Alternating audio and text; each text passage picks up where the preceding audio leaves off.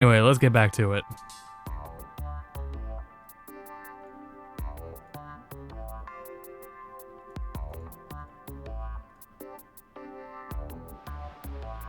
How you doing, Emo Tracker? Thank you.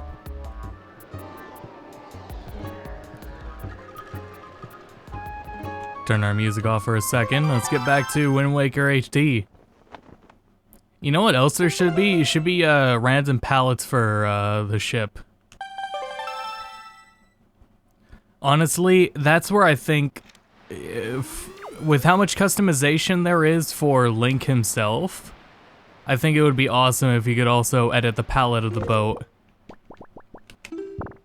Actually, yeah, that'd be really awesome. There's a few things about Wind Waker that I'm really surprised this community hasn't already done. And if I were so capable, I would be doing myself. Number one, and first and foremost, is the synchronous inventory multi-world co-op. That'd be number one above all. Number two would be color palettes for the ship, which I imagine would be far easier to program, given the familiarity the community already has with color palettes. That's probably, that would be a more logical next step. And here, hold on, let me get this up in case Omnio comes in again. Unless he has work, he might stop by. So in the event he does, I'll just keep this up. I streamed the OBS preview, which I was thinking about why I do that, but I do. It does give the item progression stuff to who's ever watching on Discord. I was thinking, why do I do that instead of just streaming Dolphin's feed? Anyway, and pull the tracker back up. Hello, Plush. And we're going to Tower of the Gods, right? Yeah, it's time to make a lot of leeway in the Tower of Gods. On to, we did these rooms over here. Well, what room is next, actually? This one, right? Because we have the small key to get further in. Just had the fear of what if I fuck up and use the wrong key somewhere, and then I am not able to access as many chests as the tracker says I'm able to. But as of right now, I don't think that's possible to fuck up. We'll see, though. I'm always on the lookout for new ways to fuck up, you know me.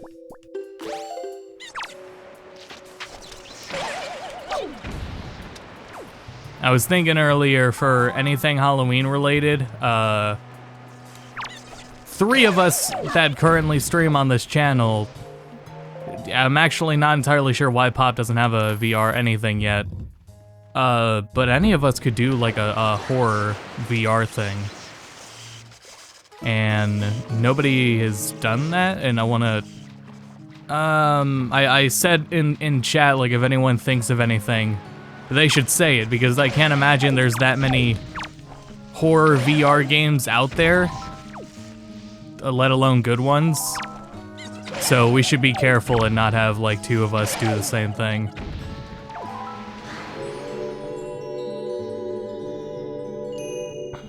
But as of right now, I still don't have any ideas. I could do one of those other GBA Castlevania games, but I mean, to my understanding, Aria of Sorrow is the best GBA Castlevania, and I wasn't exactly too huge on Aria of Sorrow, sorry to say, but so I'm not entirely sure. But I mean, I don't know, they're probably not as long either, so it's not like it hurt to do some more Castlevania. And there would be I don't doubt that a DS trilogy is also on the way for Castlevania. Which would be fucking awesome. I would definitely be more interested in playing the DS Castlevanias rather than the other Castlevanias, the other GBA titles besides Aria of Sorrow. So I'm not entirely sure yet. We'll have to think on that. So we got those two, and that is now enough to go over here. So I definitely didn't fuck this up yet.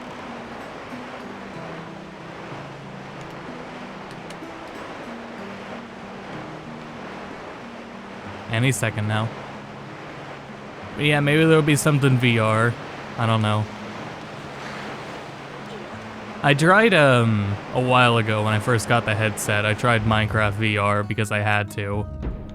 And it's really weird, the scale of fuck, that's right. The scale of Minecraft VR, or the scale of Minecraft in general, is very weird to imagine, even as someone who's on the verge of 6 foot. Uh-oh. Oh, there they are. Can't I control these lads, or no? No, I wouldn't even get the command melody by this point in the game, so... Definitely not. Nope, just gotta... haul ass.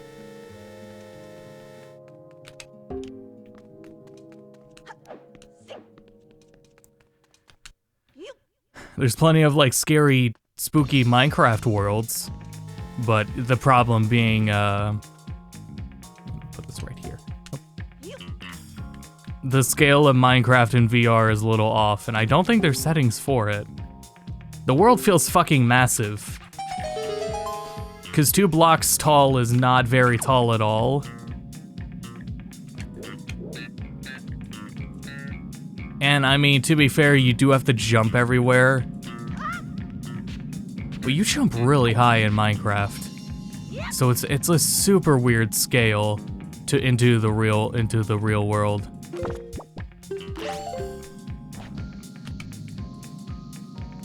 Let me while it's going, I need to turn the AC up. Of course, do so without getting up or leaving my chair.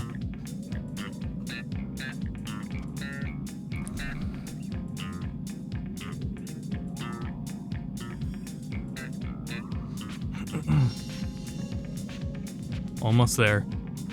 Almost there. Almost there. Maybe the rat will help me. Fuck.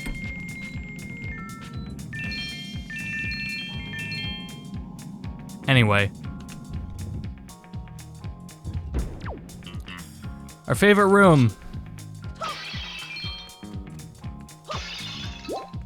Actually, Earth and Wind Temple are definitely my more least favorites in this game. Earth Temple more especially. Because of all the spooky shit that's inside of it. And remembering it as well. Like, I think I'm gonna have trouble remembering a lot about the Earth Temple. Wind Temple's not as bad. Wind Temple's a smidge more...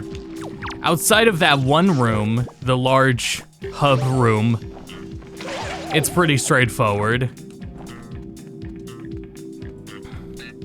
Hold on, I believe we need to take one of these lads with us.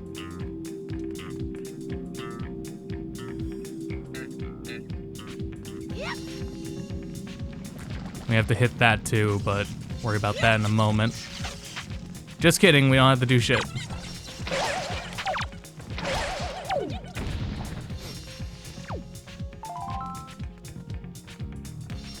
We do at least have to hit the eye.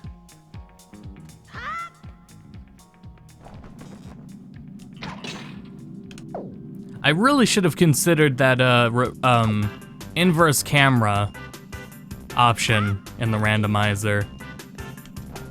I think I would have thoroughly appreciated that option.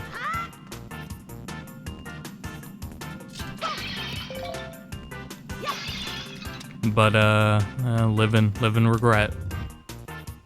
I mean, live and learn. That's what the kids actually say. Nice of you to open your mouth, buddy.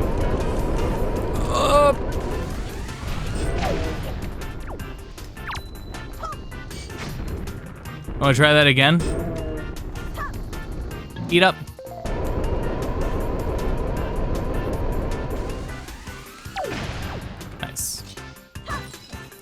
What do we call this room?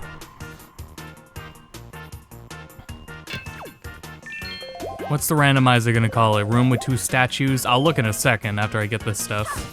After I get my freebies and money. Though I guess all that stuff is not as important anymore now that we have a sword. Tingle's chart. Wow. Not that one. Oh, right, that's Ghost Ship chart. I have to remember that every stream. Armor Knights. Armor Knights. Stone Tablet. I guess this is, these are... Oh, Armos Knights. They're called Armos Knights. I could believe that. Okay.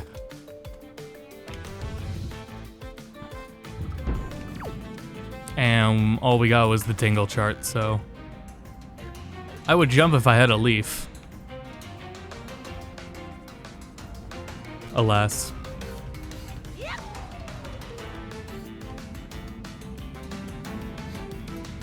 Anyway. Onward and upward. Incredibly, like, we don't have any more keys, but we can still get very far in this dungeon. This place, of course, this room being, of course, the next one. Oh, this is command melody. This is 100% command melody. Just kidding. God, why am I so wrong? Every time I walk into a room, I have a quota of being wrong. I have to make sure I live up to last year's quota.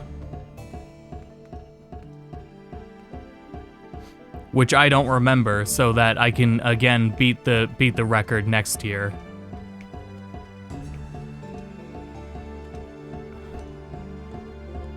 Alright, lad, what's the plan?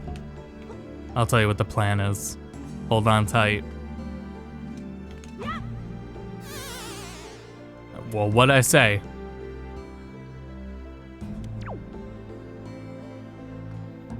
Actually, I'm not sure how I fucked that up. That is the spot, right? I thought that was, like, last moment. That is what you have to do, is you have to get him there, because the idea is the ceiling, the floor, there, so it prevents you from carrying him.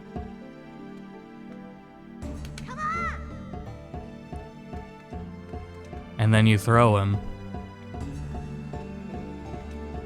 Say what you think it was last year so you can add another wrong thing to this year. I bet I said nothing. I bet I sang.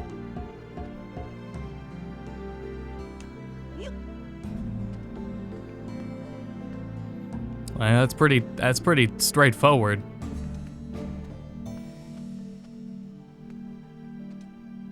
There really isn't much room to go any further, unless you throw further when...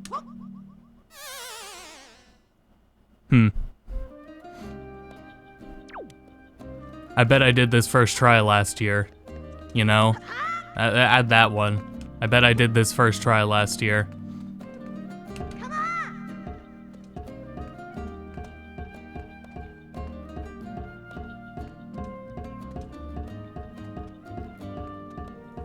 Let's do a little experiment right here.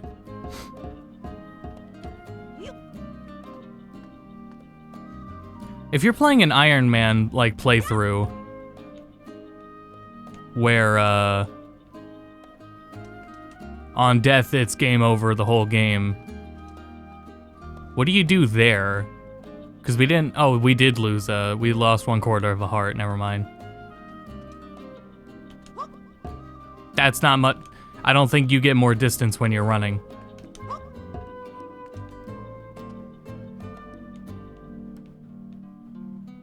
Well, now I feel like a fucking idiot.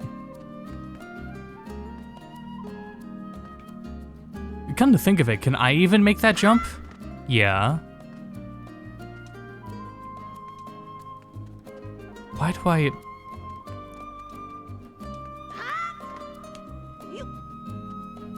There's not much room for anything here, it's just a throw. But that can't be the case. That's adding more distance. How could I be making this so hard on myself?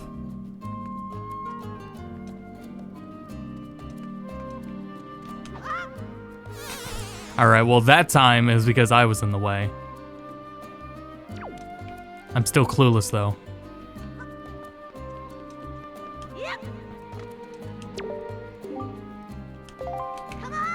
I show you the truth. I know I've let you down several times already, but I promise I can show you the way. I just have to figure it out first, is all.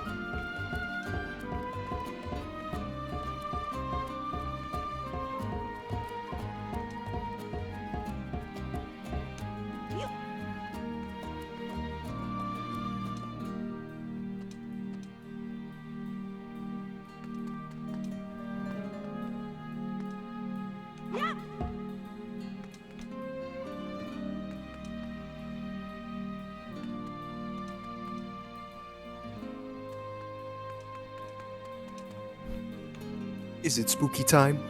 Yes. Omnia, what do I do? This way it's your fault and not mine. Oh, okay. Get the hell out of here. Okay. But I have to take this guy with me, right? No. You can drop him in the endless abyss. Oh, okay. Alright, we got out.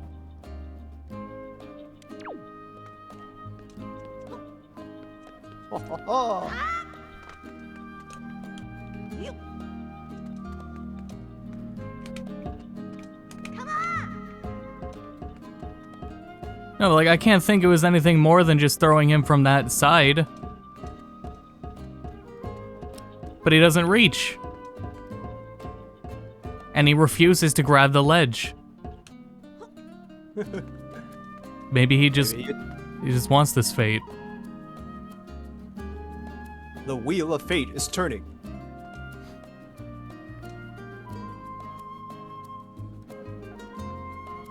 You gotta bomb jump him. I feel like we're onto something.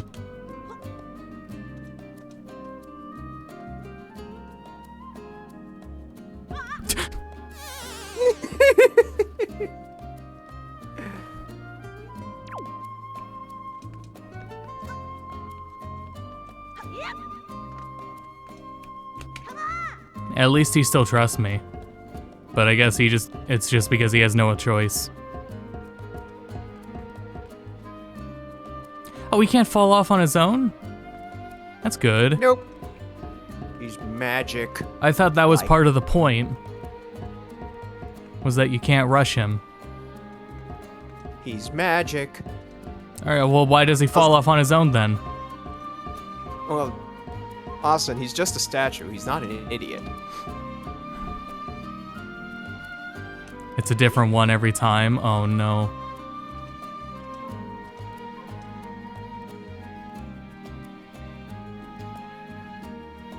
To the abyss.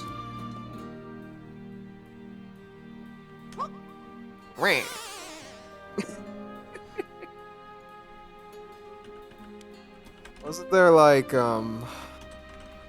something you could use to elevate him? I don't know, I can't. Could I throw him up here? No. How would I be able to throw him up that high? Wait, wasn't the idea to like stand on the platform and control him through the maze yourself or something like that and something would happen? I guess I could do that. That feels like a few extra steps. Also, wasn't there something in that statue you were supposed to hit? I don't remember that. Can you not jump while holding him? Ooh, I think that's it. I think Nick has it. I think Nick spoiled it for us. Oh boy, oh boy, oh boy. Though I never saw a bug fly by and I thought it was a bird in my room. Bird. You kind of gotta get, yeah. Alright, jump! Oh, Hooray. tan my fur. Whoopee! now we go. Like a mashed little lampooner. I got really bored, so I bought a little strobe light that gives me spiders and webs in my room. I hope it does not attract real spiders. I hope it does. I can feed them to the other spiders that are in my room. And after next year's randomizer, we'll put the footage together of all 3 times I did that room. And we'll see which one's which take was the fastest. What was the smart Austin? What was the Austin with 1 brain cell, and what was the Austin with 2 brain cells? It must have been, I'm pretty sure I did it, like, almost first try last year. I don't know. Seems... I don't know, you just don't expect a child to just lift this mighty statue above his head and make a jump. Especially make the same... Alright, yeah, cool. Make the same height that he would without holding it. Stone tablet, I don't know. Well, I guess that's technically it. It's just not song stone tablet. Oh boy. Yeah, that must be it, alright. And also the chests on the tracker are in order, so the next one should be from the mini-boss. I have beef jerky, and I need to eat it. Cool. Beef jerky. Hooray. Beef jerky. Yeah, that way. This way. Release the jerky bag. Yep, I am familiar with this area. I'm not. This is definitely on our way to the mini-boss. Bongo bongo? Not yet. Oh. Oh boy, beef jerky.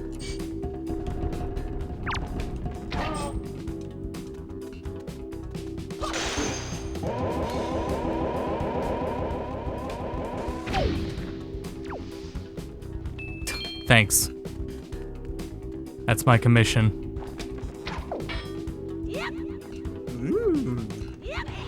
So I was thinking in the randomizer, they should let you randomize the colors of the boat too, or even just set them to. Because they let you set Link's colors and then they let you randomize the palette of the enemies. I think the next step would be the ship.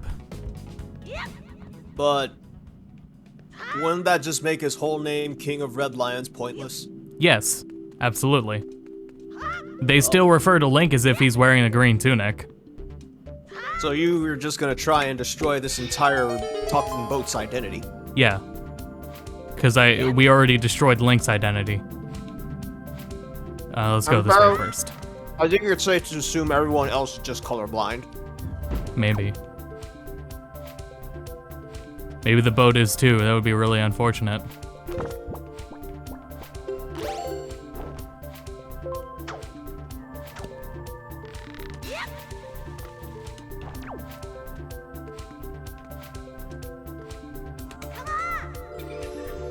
Come on down, lad.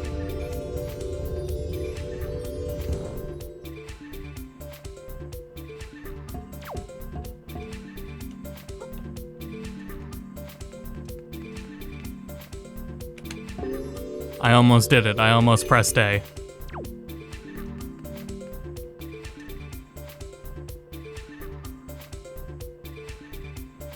Hey, hold on, buddy.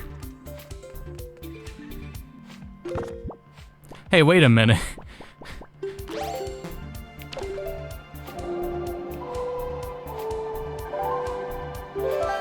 That's so funny. So we're literally not allowed, even if we already have this song, we're not allowed to use it on the first one.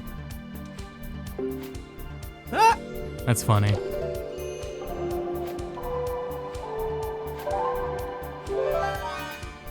Though, to be fair, that really wouldn't have accomplished anything, so it's fair.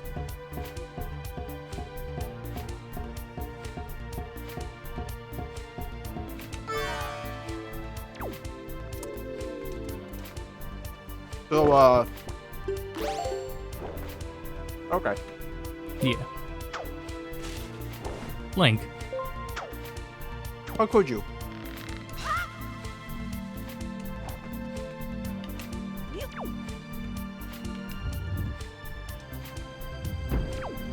Now where's he going? Oh, great. Here. You rest here. I will be right back.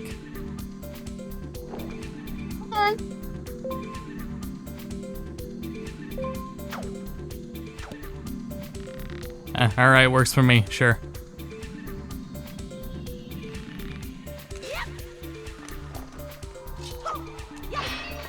Oh, well, we're full on everything we need, so... Alright, Darknet time. Darknet. Darknet. Not the first time we fought one, but it certainly will feel like it. Oh, yeah.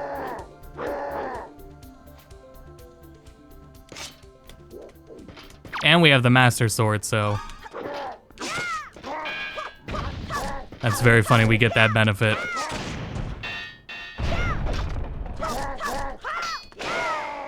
There's a lot more anticlimactic when you already have the Master Sword.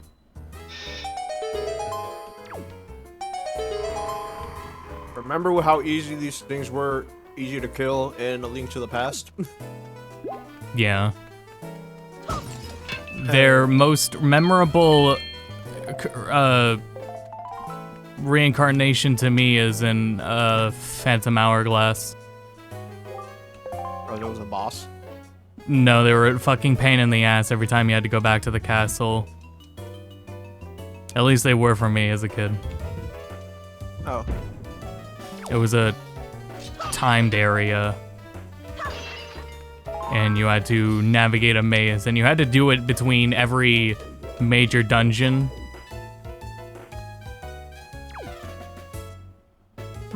And they got upgraded every time. Where's our friends over there? I'll just take care of this. Okay.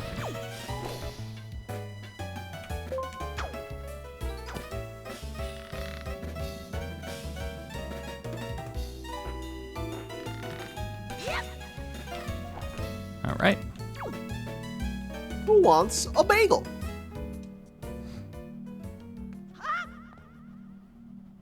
Chat, speak up.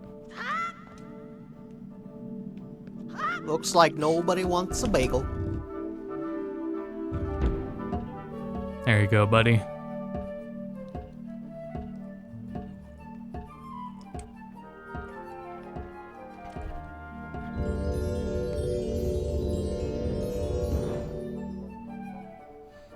All right, I gotta cross that off. We didn't get anything, did we? I think it was just another piece of heart. Yeah, last time. Looking at the item list, I'm pretty sure. Yeah, still accurate.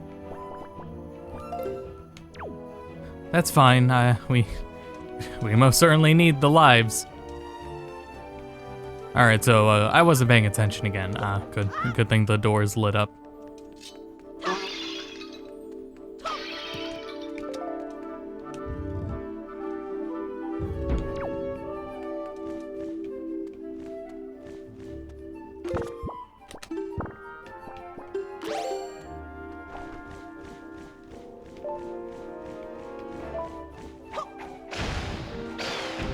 All right. Time to tip the scales. Okay.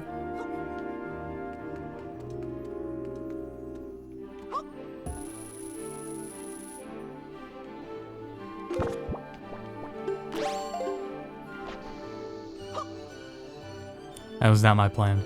That was not my intentions.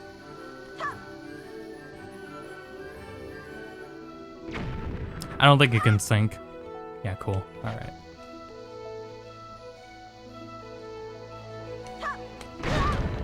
Perfect.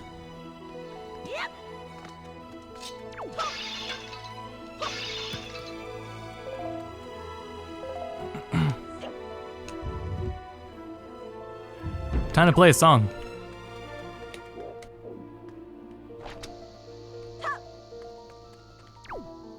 I hate it. You can just You just know they're watching you.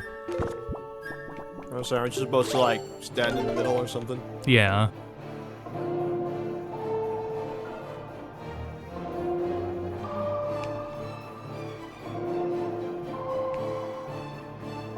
Why do you keep doing that? Because I forget it. Up, left, right. Assuming it's that song. Usually is.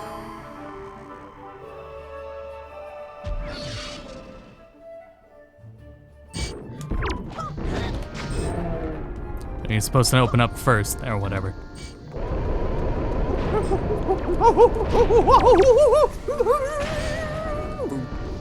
Step! Thank you. Over here.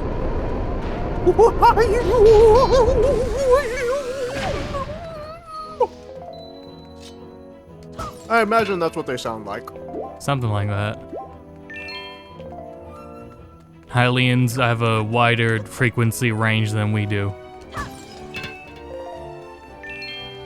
So they hear more sounds. Indeed. Another piece of heart. Hard. That's 3 in a row.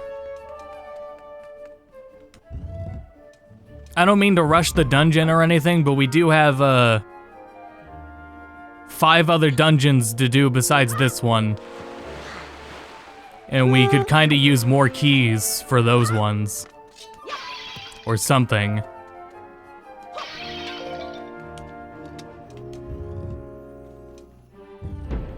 Not to rush though, of course. Just go ahead and boomerang. Let's go, Boomerang Ted. But yeah, I really... Oh wow.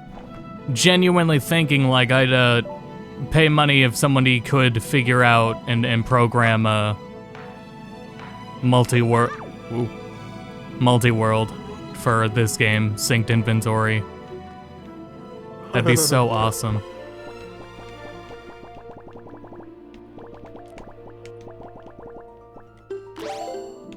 I guess we gotta get in there.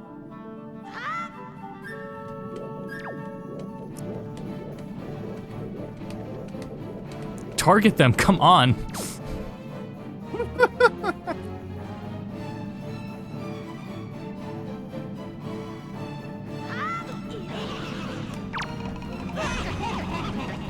Yeah. You were on fire there for a second. This is a lot scarier without a leaf. Not impossible, but just a little scary without the reassurance.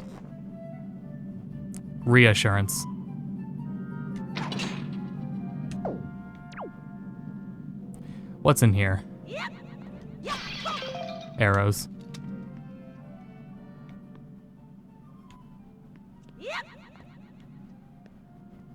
And remember, there's one skull still above us. Why not just freeze it? Why not die? Because it's moving too much, I'll miss. Not with that attitude. And then I will waste more arrows. Just open that jar again. There were arrows in there. That's too much work to get over there.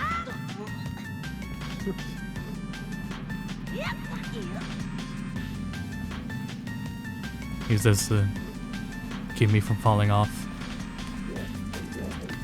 Where?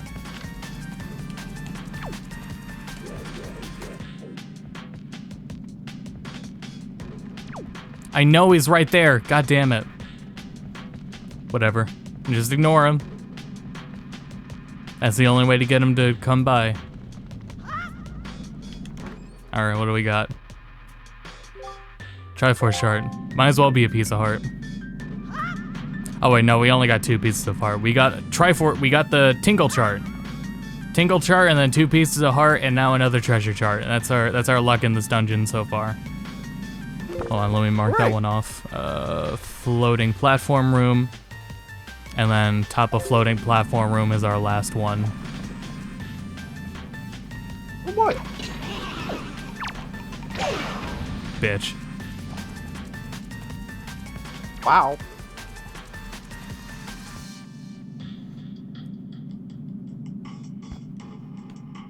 I could use a leaf. All right.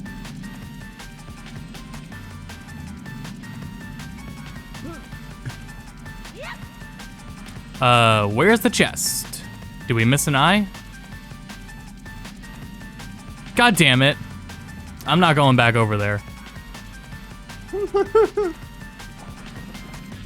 We can get it. Yeah.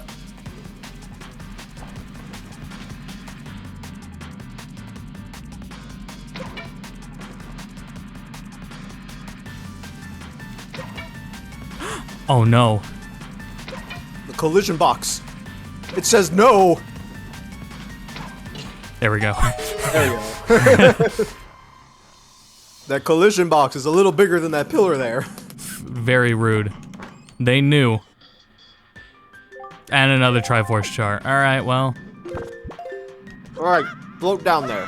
Nope.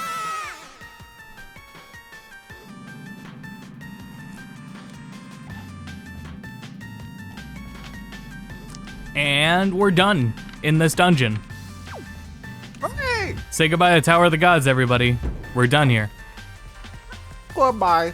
I don't even have a reason to continue the puzzle in this room. So I will leave that to future Austin. And his bag of tomatoes. Can the teleport song get us out of this dungeon faster? I think so. Not that one. Or is it not the whole point of that song? There's too many songs now. Down, left, right, up. Oh. No, I think you need to be out at sea to use that. I played it wrong anyway. No, it didn't.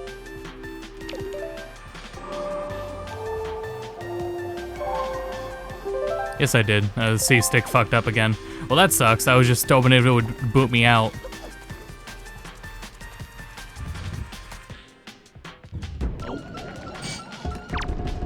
I see why.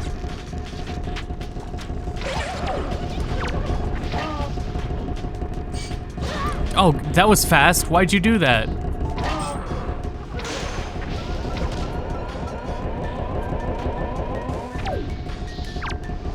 Good thing this is like a normal amount of hearts that they would expect you to do this dungeon with.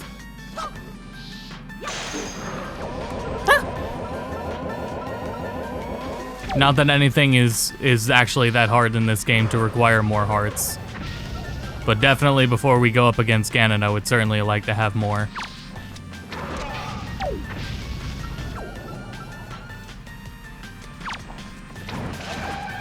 Oh, I didn't mean to swap it to fire. There.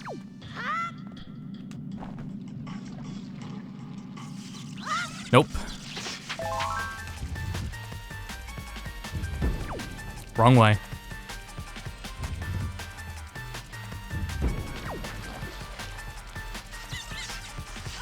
That was the way we came.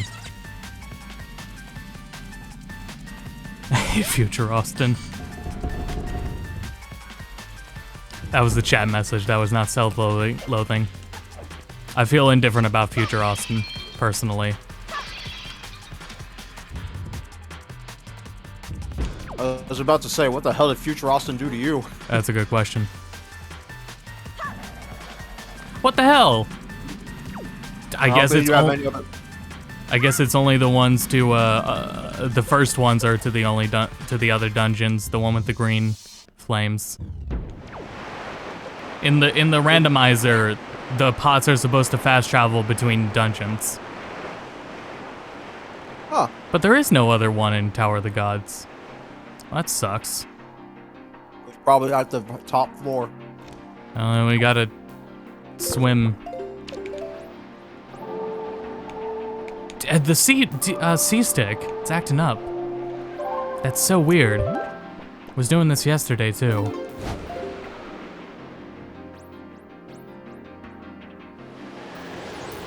I have to assume that's a controller too. That blows. It's getting old. It's the Smash Wii U one. Oh. That's why it was, earlier when I was controlling the camera, that's why it kept going into first person, because it was reading down inputs. Or it was fucking up the C inputs. It kept going into first person when I wasn't doing that. Damn, that sucks.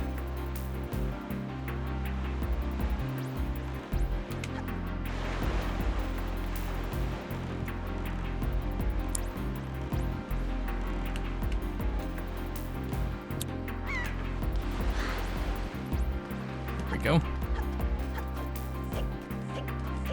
It's like 7 years old. Yeah, that's true. As much as I don't like to think about it. We're in the right dungeon, right? I always think it's down here, right? What is this, the Earth Temple? Yes. You're Yes. supposed to go to the Wind Temple. Nope. It's Earth Temple time. Not very far, though. So. Tower of the Gods, done for now. Forsaken Fortress. I forgot to mark off Phantom Cannon.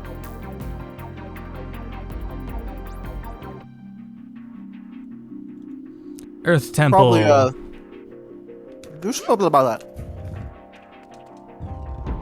There's what? Also, disappointed Medley didn't stay in the room we left her in.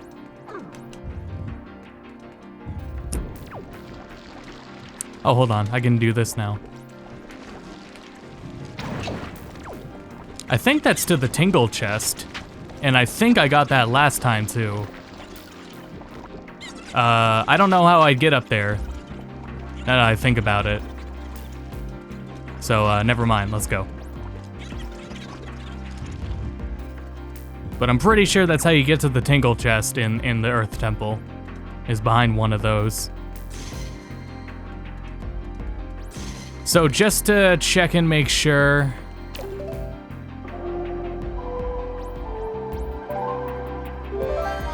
The command melody is so simple that I forget the other songs because of it. Just to make sure that like a chest doesn't spawn when you do one of these. Okay, that's what I thought. Yeah, so we can't progress to the later half of the dungeon until we do this, which only requires the mirror shield. That's the whole purpose. Oh, but she does clear the way. Alright, where is it then? Not here. Yeah, keep doing that medley. Here.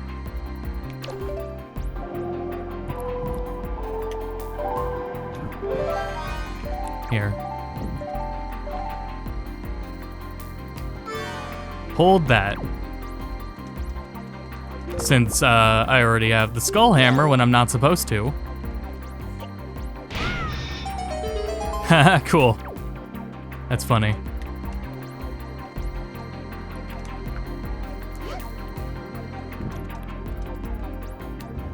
Not supposed to go this way. So we won't. Wait, there's a chest in here. Hold on.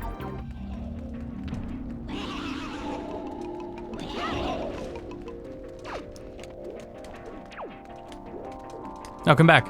Come back. Oh, damn it. Waste of magic. You have to get so damn close to them.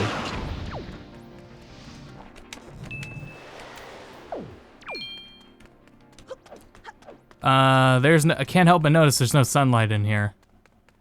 Will the button fix it? That's probably just for the door. Alright, so it probably has to do with that block.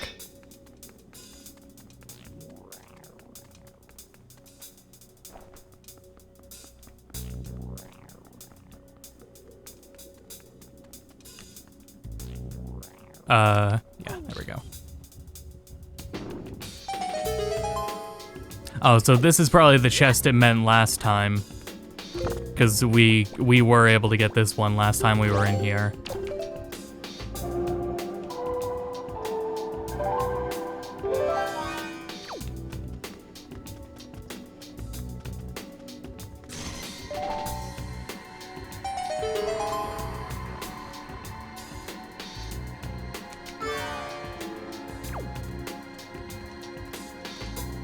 Don't look right into it. A Triforce Shard.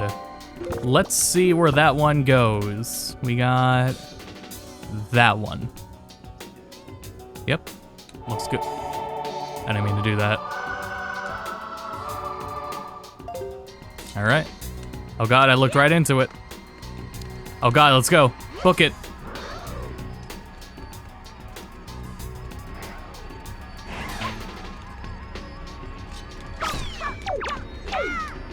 Get out of here. All right, see you, Medley. My least favorite enemy in Zelda games. And that is a wide known fact. Where'd she go?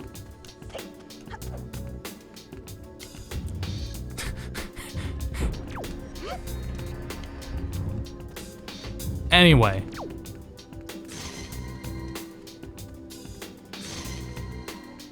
They were awful in Minish Cap. Still haunted by those memories.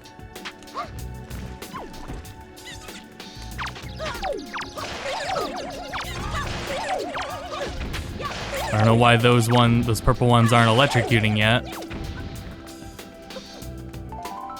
Okay, so we need you, but first I need to get rid of these guys.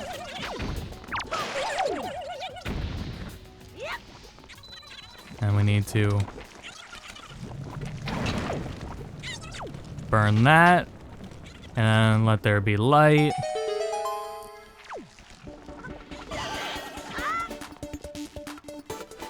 Pick you up. Put down. Like going to the gym. Pick up. Put down.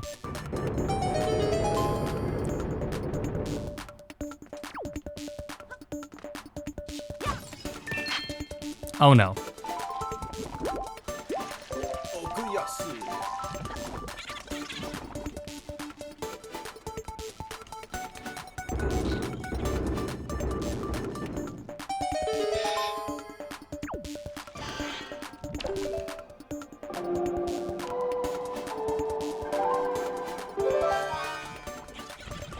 Fly up here.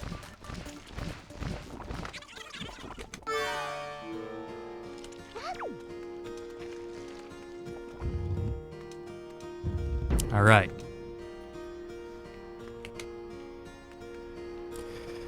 I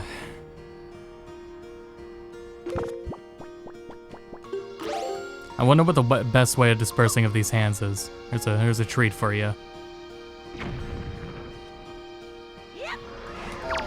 I seem to remember it being bombs. Yeah, no, it's not bombs. They throw bombs back at you. Okay, there was an A button prompt. Can't stop these hands, Austin. There. Stop these hands. Just got a parry, that's all. A parry is a lot easier than throwing bombs. Wasn't our weakness just light? Yeah, unfortunately we don't have any on hand besides Medley's shield. And her harp. And there is no light in here yet. Let there be light, haha. Compilation of every time I've played this dungeon and said that. I just say myself because I can't, like, you know, get the clip of every single streamer. But they've all said that too. Here,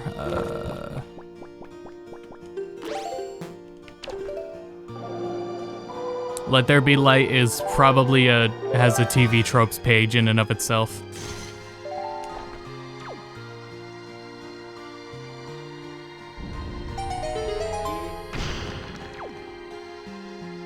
If only you could search Steam achievements by name and see how many developers also do that.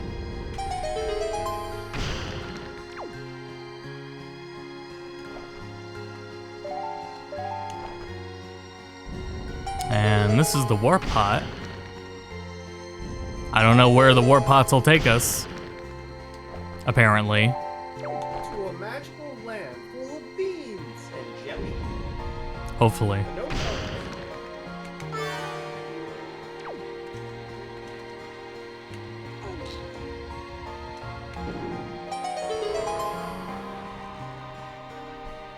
Chest in 3 blocks room. Are there 3 blocks in here?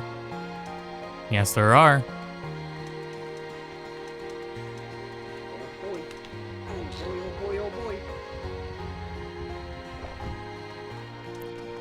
What the hell is she doing? That's weird. Being a giant donut. Simple. I don't know where I was going with that. And that's that on that. That was a waste of fairies. Bottle. Could you imagine? About time. Now beat Fan down with it. We did. Hooray. Afterwards we gotta go single. Okay, so chest in 3 block room. Got that. Then there's chest behind statues, and then casket in second crypt. Okay, then beat Tingle with the bottle.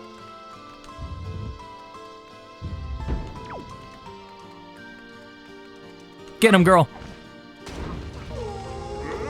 Good job.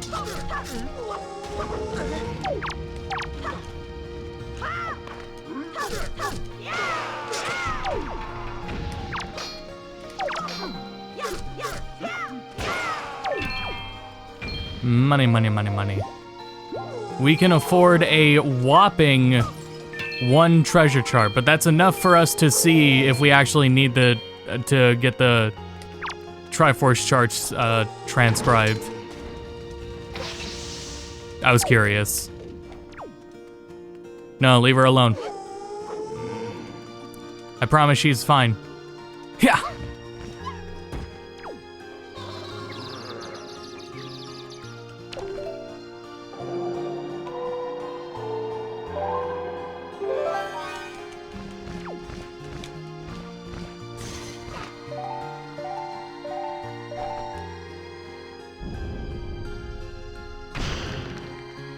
So I finished Dread earlier today. Nice. I'm still going through it. No need to. I won't say anything spoilers, and because I primarily forgot what I was thinking of saying on stream. Hooray. Mostly because of all the emulation debates that have come up with the game. Just buy the game, people. God. Let's see. Another Triforce shard. We're very close to done. Hooray.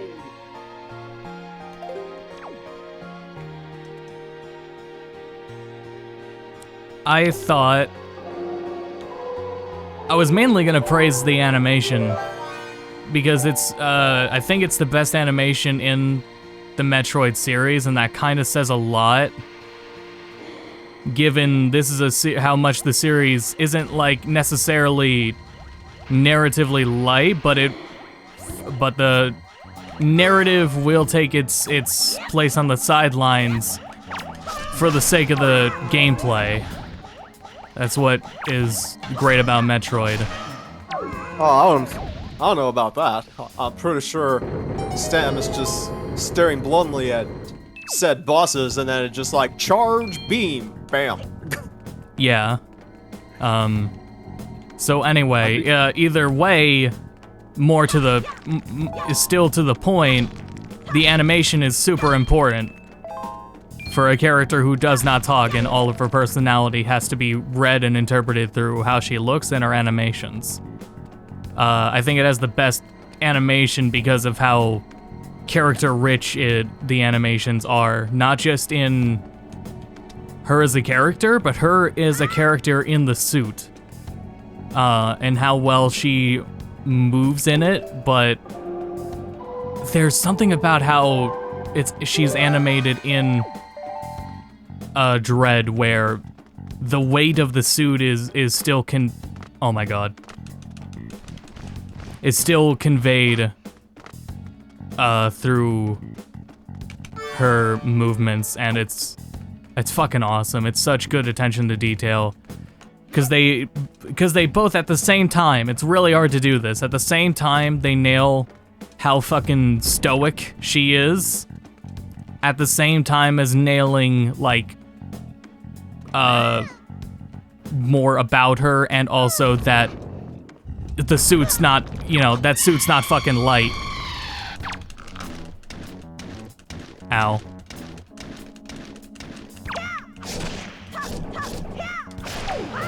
And it is she's a really fucking powerful and buff woman. And it's really fucking impressive that she can move in that suit as well as she does. And it's even more impressive to convey weight in itself. To be fair, she has like 2 different species of DNA in her, so... Exactly. That's what's also conveyed super well about it. I've never, like, thought about her and her genes more than, like, focusing on her animations in this game. Let's see, she's part Chozo and part Metroid, which were made by the Chozo, so... yeah. And it's all she's, like, trained around. And it's really fucking sick. I just realized there's the fucking Deku Leaf! It was just inside here the whole time! Hooray! It's not even in a chest! God, that's the most aggravating part. Oh my god, look how much of the map just fucking opened up. Oh my god. Hooray! That's so funny. I thought it was just a rupee at first, but no, it was the fucking Deku Leaf. Hooray. Finally. Anyways, I was gonna say, that would explain a lot of the energy draining shit I've been seeing her do in Dread. It's because of the Metroid DNA. Right.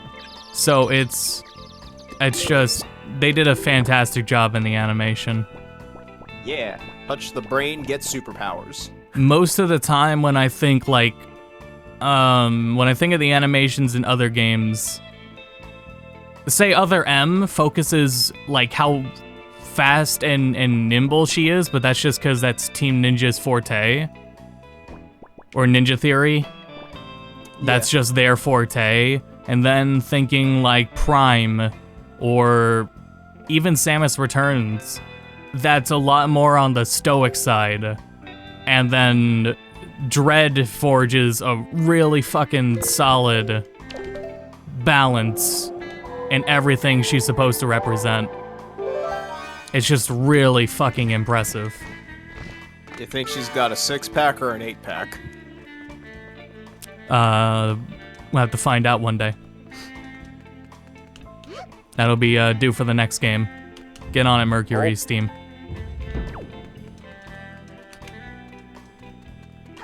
That was a very weird way of going around spoilers. The status of her abs is spoilers.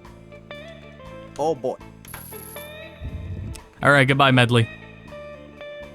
Wait, why did I go in here?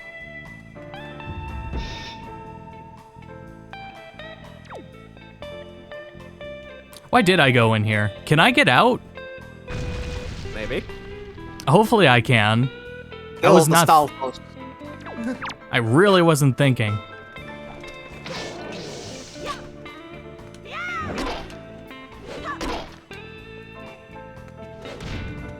Thank God.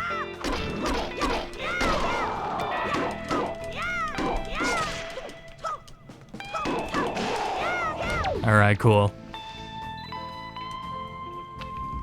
So yeah, there is a lot to Samus's character that has to be conveyed in her animations. And I think in previous games, they focus on one thing more than others. But in Dread exudes in all fronts of her personality. And it's a incredible achievement of animation. So I think just for the series, it's second to none, because nothing conveys it as well. Dread also goes nuts with the IK rigs. And like one of the most impressive details I just stopped at was anytime there was just a small ledge where while she's running at really fast speeds, she's still like, in the slowdown of that animation, she's still like grabbing the small ledge and lifting herself up, which is really good attention to detail think of all the games where when a character is gonna take a small step like that, the only part of their body that's gonna respond to it is below their hips. Just their leg going up. And they must have seen it, like, carefully under a lens. And like, you could see that in, like, IQA at any part in development. You're watching Samus run, and when she steps up on a higher ledge like that, her knee probably clips into her chest. Because that's what another game, if another game did it, that's what they would just let it happen. Because, you know, it's a really small moment, who's gonna see it? And Mercury Steam goes the extra mile in that regard. And animating it so that doesn't happen. More bombs! Hooray! How do I signify I got the larger bomb bag? I guess I don't. Fair enough. That wasn't an important item anyway. Was I just fighting statues? Stalfos. This tracker says chest behind statues. That's weird. I don't think these were statues. I think this is the mini-boss room. Pretty sure you killed the bone boy. That's, yeah, it was, yeah, and it was just Stalfos. They certainly weren't statues.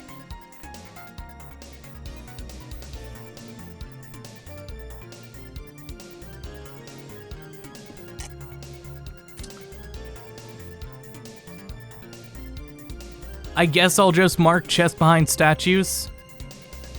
For the sake of marking it, I think I will get it uh-oh. Uh-oh.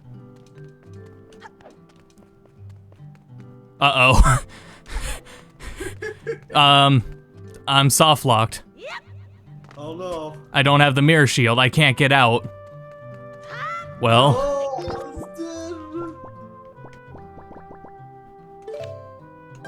Quick, see if suiciding somehow will get you out. That's why I'm leaving. That was definitely the mini-boss room. Which it won't let me check off, so I'll just check that one. I could do it. I just can't get out. We're in big trouble if, okay, good. And we still have 60 bombs, so, alright, we're good. We're done. Wait, no, hold on, we're not done here. Because if that was the mini-boss room, then we still can get another chest somewhere. Yeah, probably. It says, chest behind statues. Chad, I'm not, like, forgetting while I was talking. Like, that I didn't get a statue, or I didn't get a chest that was behind some statues, right? I forgot Medley. I think that's all I had to say about Metroid Dread's animations. I would be very tempted to do a whole video on it. I want to see Dan, who does New Frame Plus, do something about that. Because Samus is one of the, like, known for being, silent protagonist. But she has so much character to convey. And Metroid's one of those series with a more silent narrative. There's still plenty of plot and narrative, it just, you know, is not always up front. And in a different way than Dark Souls, where Dark Souls is environment storytelling, you know. Metroid is still its own thing. I was also thinking in general about Metroidvanias and how specifically when Metroid games do this, they're really fucking hard. Dread is a really fucking hard game. That's what I was gonna talk about, is I haven't seen the game over screen of a game so many times in a super long time. But why was I okay with that? I'm normally not someone who likes dying a lot in games, but I was fine with it in Dread. Why was that? Number one, game over screen is very fast. You see it, you press A, and then you're back in. That's why I thought, like, the Emmy sections, which you do from the beginning, the Emmy sections I felt were a little clunky. I can't do this room. The Emmy sections are a little clunky because of that, but I mean, the game loads so fast, it's not that big of a deal. If every time you died and you had to stare at the game over screen for like 5 more seconds, then I think it would be a problem, but it's very quick on that. And also, the challenge is extremely fair. I felt Dread offers a really fair challenge. And conquering every boss felt super good. I felt really good about myself. Because it's not even, I was gonna say, it's not even about just it's about the muscle memory, but the bosses still had random patterns. Like, they didn't do the same pattern every time you repeat it. You were gonna say? All I know is that it's been a long time since the game has let me just mash. It's what? I say this is a long time since I played a game that just lets me mash. Mash as hard as I can for maximum DPS output. Yeah, it's very low cooldown. Like, You shoot as fast as you can press the button. It's very nice. It's really only limited on missiles, but you use regular power beam. Man, you can get so many shots in if you can mash that crap like crazy. Right. Any idea how easy the second boss was because of that? Yeah, and on that front, I don't know if I'm going back for a harder difficulty playthrough, but I might. I definitely, at some point, would like to 100%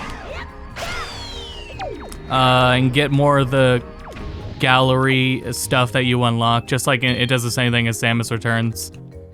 I'm 100%ing it right now. Yeah, so... But, damn, she can fly far.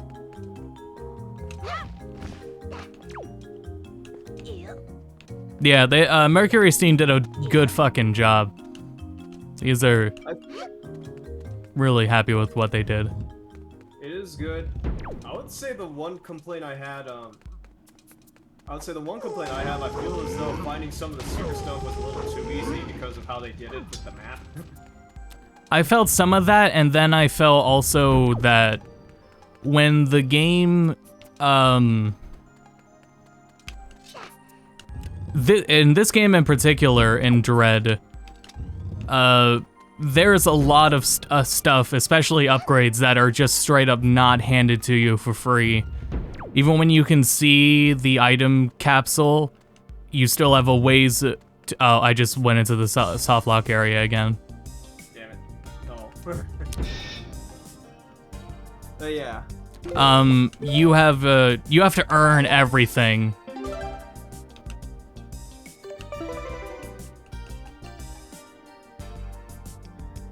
But yeah, it felt pretty great. Oh, I was gonna say, so for Dread, also in its difficulty, that's just the thing Metroid games do, is despite how many more fucking upgrades you get and how much more shit you can do, and even how much more easier it becomes to navigate the world. Goodbye, Medley. I don't know why I thought I'd take her with me. It still gets challenging, and it still gets harder and demands more of the player. And that's really, that's the split between Metroidvanias and Castlevania Metroidvania, where Castlevania, it's an RPG. Those bosses can just be easier, not just after upgrades, because you'll do more damage, but you take less. And for so much of for Dread, I felt Samus was a fucking glass cannon. She takes damage so fast. I felt it was a very punishing game. Like, if you start getting hit, you're getting hit. Yeah. I was looking away up until the Stalfos. Well, okay, so I'll just mark chest I'll leave. Okay, it won't, the tracker's dot for it isn't changing, so we'll let that go. So, what can we go do now? Where do we want to go? Let's go to Outstead Island. That's a fan favorite.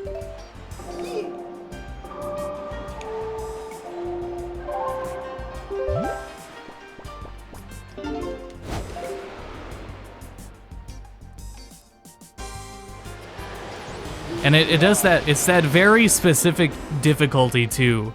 The exact same difficulty as the end game of Metroid Prime and Super Metroid, where you're decked out with so much shit, but the way enemies are designed and everything around the environments, Dread is like the fastest paced one, but even still, the game still poses a challenge no matter how much stuff you have. This is your big chance. You want to chat? This is your shot. You want to be a big shot?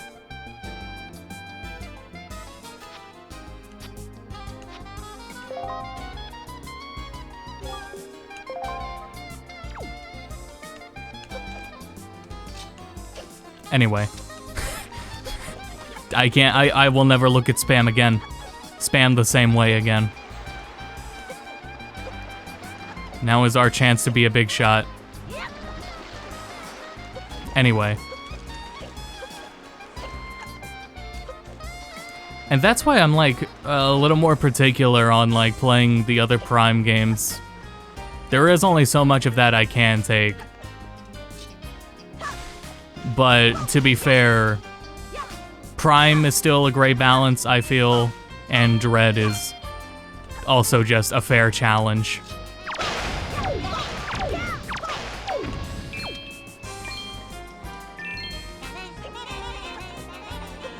And Dread is like fast-paced as fuck. Oh, yeah. It really, I feel like it kind of sets a standard. So yeah, Dread is stupid fast. Yeah. And the areas are so wide and large in a lot of good places. Yeah. And for what I was talking about in terms of animation, for the most part, when you're just progressing through the game, enemies, all the enemies in the game have really long startup animations when they like come out at you. Spoilers for later in the game I won't say, but it continues on through the whole game, where enemies take longer to come out at you. So when you're exploring and you're in, let's say you're in gamer exploration mode and you're taking your time. Samus only has one movement speed, but you're taking your time. Enemies pose more of a threat, but when you've explored everything and you're just running through because you got somewhere to be, you can go. Nothing's stopping you. You just gotta. There is so much in Samus's kit in terms of movement and evasion. You just go when you have somewhere to be and you know where you're going. You're off. Yeah. Fucking bullet. It's awesome. Like when I first looked at the map and how large a lot of areas were, It was overwhelming. when I had to backtrack, it's like, dang, these are freaking huge. This is gonna take me forever. Then you realize how fast you're going. Like, never mind. Right, exactly. That map is like intimidating and overwhelming to look at, but you move through it faster than you would think.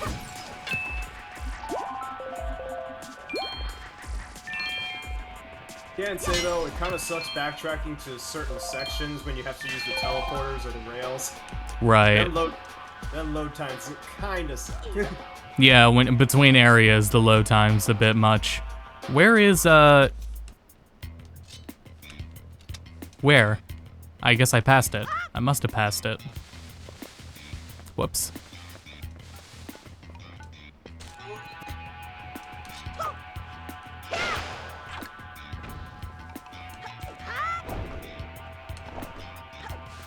I missed you, Leaf.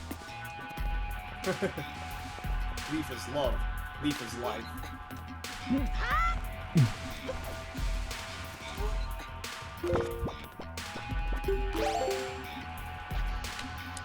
I think Mercury Steam should make a Mega Man game. That would be so cool. If Mercury Steam and Inti Creates collabed on a Mega Man Zero, or a Mega Man ZX rather. Mega Man 12. Yeah. ZX was was getting in the direction of Metroidvania. I would love for them to, if they really want to keep a Mega Man per genre, if they wanted to go back to that format, I would absolutely love them for Inti Creates and Mercury Steam to collab on a Mega Man game. Mega Man Prime. Yeah, do it. First person Mega Man. Come on, he's got the charge. It was gonna happen. Yeah. Good times. Good thing that failed.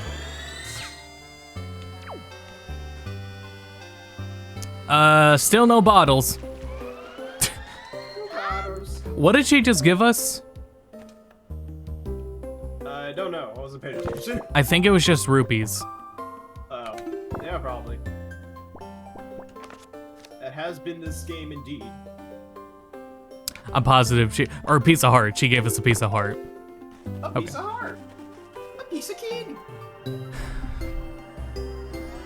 So, outset, Great Fairy. Alright. Heart piece. Okay, cool. Thank you. Thank you. I'm glad someone's paying attention.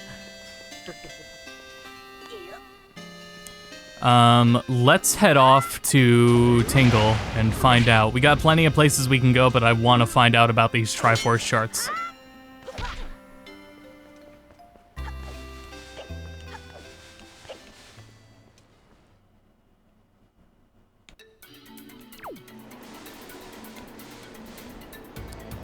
And then the next bit of discussion was about jumping off cliffs. It was about emulation. And what sparked it was Kotaku published an article where the context of it was they were specifically I want to find it, the one sentence.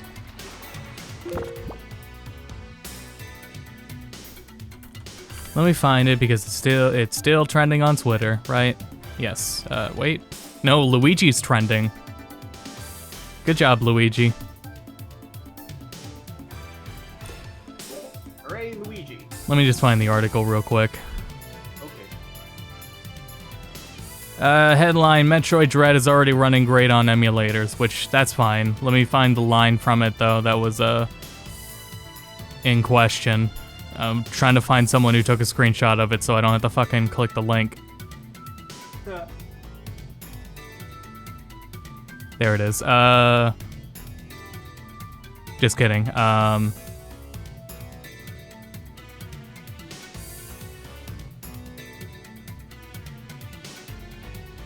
Part of the line, the whole paragraph. If you want to play the rest of the Metroid franchise and don't want to shell out large amounts of money on old consoles and games, your best bet is emulation. As is often the case, Nintendo, like most game publishers, is really bad about maintaining access to their past games outside of a few big sellers. Thank God for pirates, emulators, modders, and hackers. The issue becomes reading that as thanking pirates for being able to emulate Dread.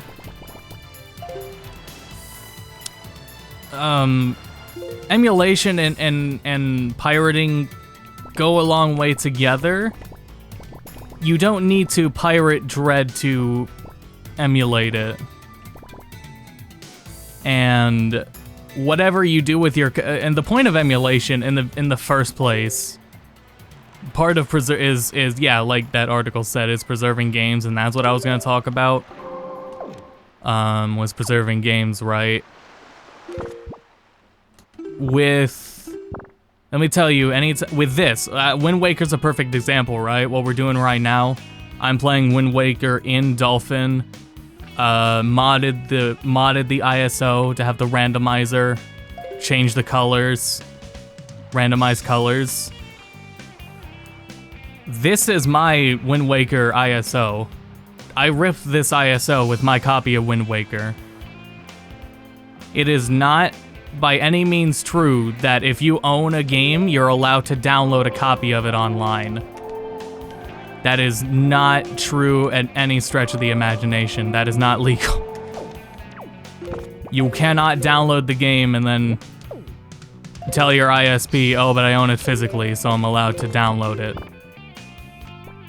What you are, and nobody who makes an emulator is going to tell you that either. What people who make emulators tell you to do is to extract the ROM or ISO of the game from your copy, get a backup from your own copy. That is what they mean. With my own GameCube and my physical copy of Zelda that I have within my right to do whatever the hell I want with my copy, I made a backup of it. I then put my backup on my PC, along with all my GameCube and PS2 games. I have and PS1 games. Xbox games don't work like that, but PS1, PS2, GameCube games I have backed up, and Wii games. I have them backed up and on a hard drive. I can do whatever I want with those. But legally, I can do whatever I want with those. I can't put them up online. I can't give them for free. People do that anyway, and that's not the point, but the point when people say the legality of emulations is emulators are legal. There's nothing wrong with that. It's your copy of the game. You do what you want with it. Tingle. If you're someone who bought a copy of Metroid Dread, ripped it off the game card, or you bought it digitally and then you ripped your download and put it on your PC, decrypted and whatever, and then you were to play that on your PC, I think that's fucking sick. There is one boss battle in Metroid Dread that has frame rate issues. And it was at that very moment, it's like, I really wish I was playing this on Yuzu right now. And if you do that, you're within your legal right to do it. And that's the solution to it, right? Is because you supported the game's development still.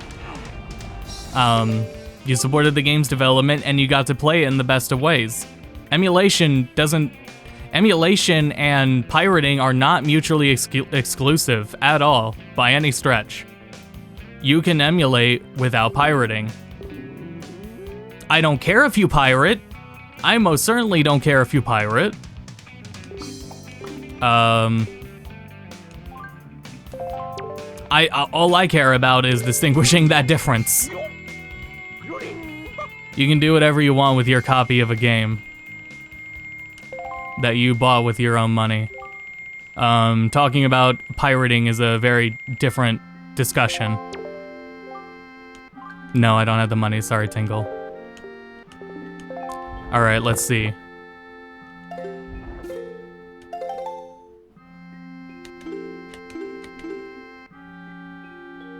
We know where that is.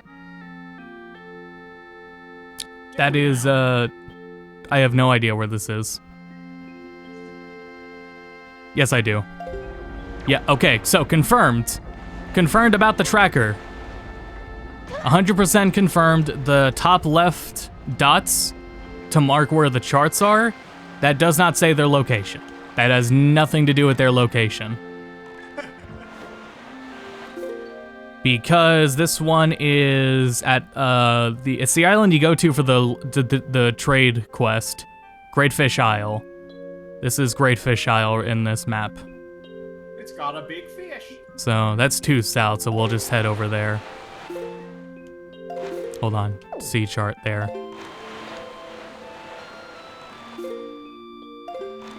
So that's literally all I care about, is making the distinction. I don't care if you pirate, and some people just have some really weird takes about it though, and are getting really weird with it on both sides of the discussion.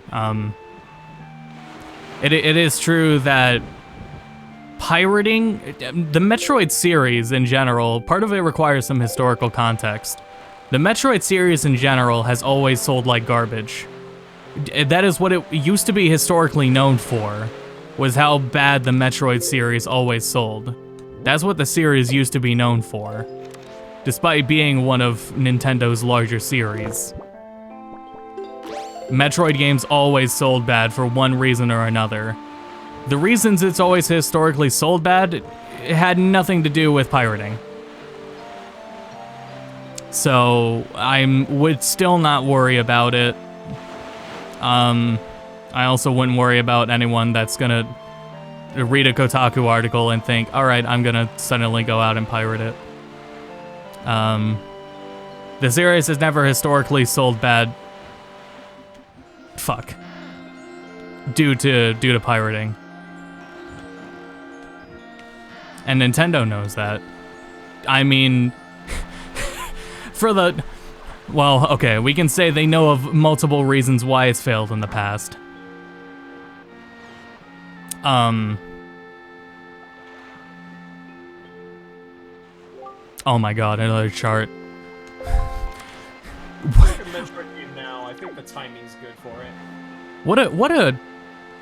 Like, if we enabled the treasure charts to also have progression items, imagine the possible required goose chase that would be getting one chart to go to another chart to go to another chart just to get, like, the delivery bag. That would be the case if we turned on all the charts. Oh, man. The series, in part, is about space pirates. That's a good point. And Samus is a bounty hunter. That's why Samus is really cool. Doesn't afraid of anything, etc., etc.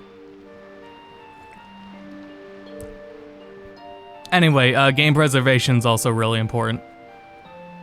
Nintendo as a corporation isn't your friends, but these games are made by human beings. Nintendo as a company is really fucking shitty about their game preservation, though. I don't think that's the thing, is for the most part, people are saying a lot of things that nobody's disagreeing with, but they're saying it really loudly. Let's say, speaking of game preservation, have you heard about, like, the possible loss of, like, preservations of, like, a special series of games that were on like Japanese cell phones back in like the early 2000s or something? That's the first time I'm hearing about it. Yeah, there's like a petition or something trying to essentially, yeah, like save the games or something, preserve them somehow. There are, in the mid-2000s in Japan, there were cell phone games that used Java, and I know from doing the Final Fantasy 1 and 2 videos that those are very well preserved. Those mid-2000s Japan exclusive mobile games. Such as Final Fantasy 1 and 2, they had mobile ports. Yeah. To random, like, flip phones and then BlackBerry, that kind of era.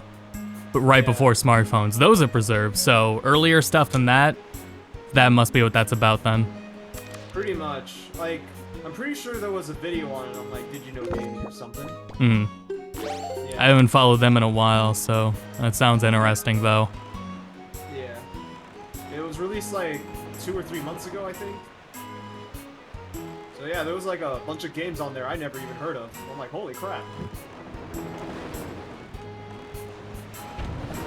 Even for, like, I was thinking about if you're recommending people games to play in the Metroid series, since that is where this whole debate started. First game, out of all the 5 of them, not Prime ones. What are you doing here? Excuse me, sir. Oh, that cutoff is too good. Anyway. Zero Mission. That's on Wii U. Super Metroid's always good.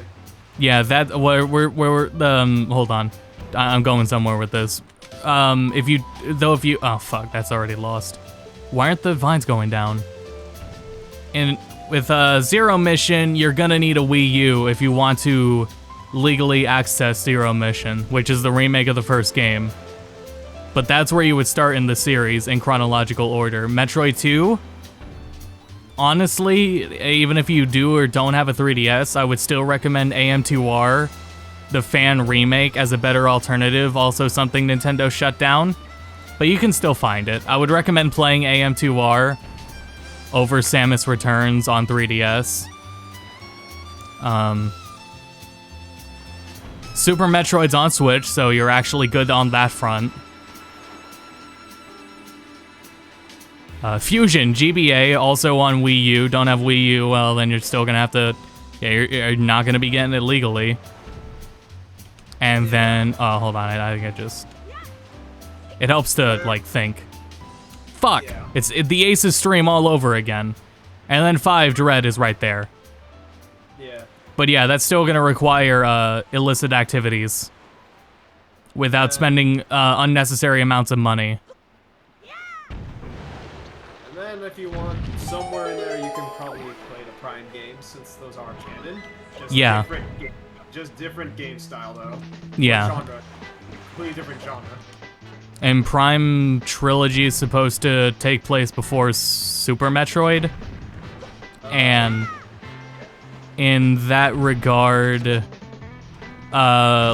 could do it like I did and play mouse and keyboard. All 3 games are available on mouse and keyboard. If I were to play Metroid Prime 2 and 3, I would play it with mouse and keyboard controls. Actually, I think it takes place before Metroid 2. Before 2. Yeah, because Super Metroid takes place right after 2, where they get the baby. That is true, yeah. I have to wait for these to respawn because I fucked up. And I mean, I could flow over there, but I'm talking at the same time as doing it, so I'm gonna fuck it up. Even then, when I streamed Metroid Prime and made videos about the Prime Trilogy, that was off of my copy of the Prime Trilogy on Wii, which is one of the more expensive games in my collection. Metroid Prime on Wii, or Metroid Prime Trilogy on Wii is a very expensive game to get a hold of. But still, that I played that from backing up the ISO off of my discs. I actually recently just learned I have like 2 pretty super rare Super Nintendo games. Which ones? I have Final Fantasy 3, which is Final Fantasy 6. Yep. And I have Pocky and Rocky 2. Sick. Did Pocky and Rocky ever get on the Switch service? The Reshrine Edition. That's what I'm waiting on. Yeah, they should really put Pocky and Rocky on Switch. Yeah. They mentioned the Reshrine remaster for the first game. I have no idea what happened to that ever since, but I am super excited for it because I freaking love that series and that game. And I just recently, so does Max, so I'm hoping it has online 2-player. Yeah. That's another thing, right? Because I was saying when WarioWare comes out, you and I bought WarioWare. Yeah. We can't play it online together. What we can do is once the emulation gets up to snuff on it, I can, with my copy I bought with my money, put it on my PC, and then we can play it through emulator together. Yeah, that'd be great. So, and I think they are coming along with that. Yuzu's making some weirdly fast progress these days. And we should create some kind of chicken edition of the game where the loser has to play 9 volts. Oh god. That's hell. That's hell for anyone that has to play on the Parsec not hosting end. Like anyone that has to play through Parsec as the client. Freaking A, no wonder they made 9 volt the first like event one at like super speed. They knew what they were doing with that character. They absolutely knew what they were doing, and it was really mean.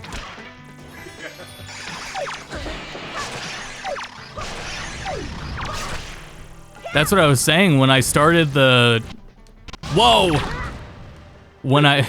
That lag spike. When I started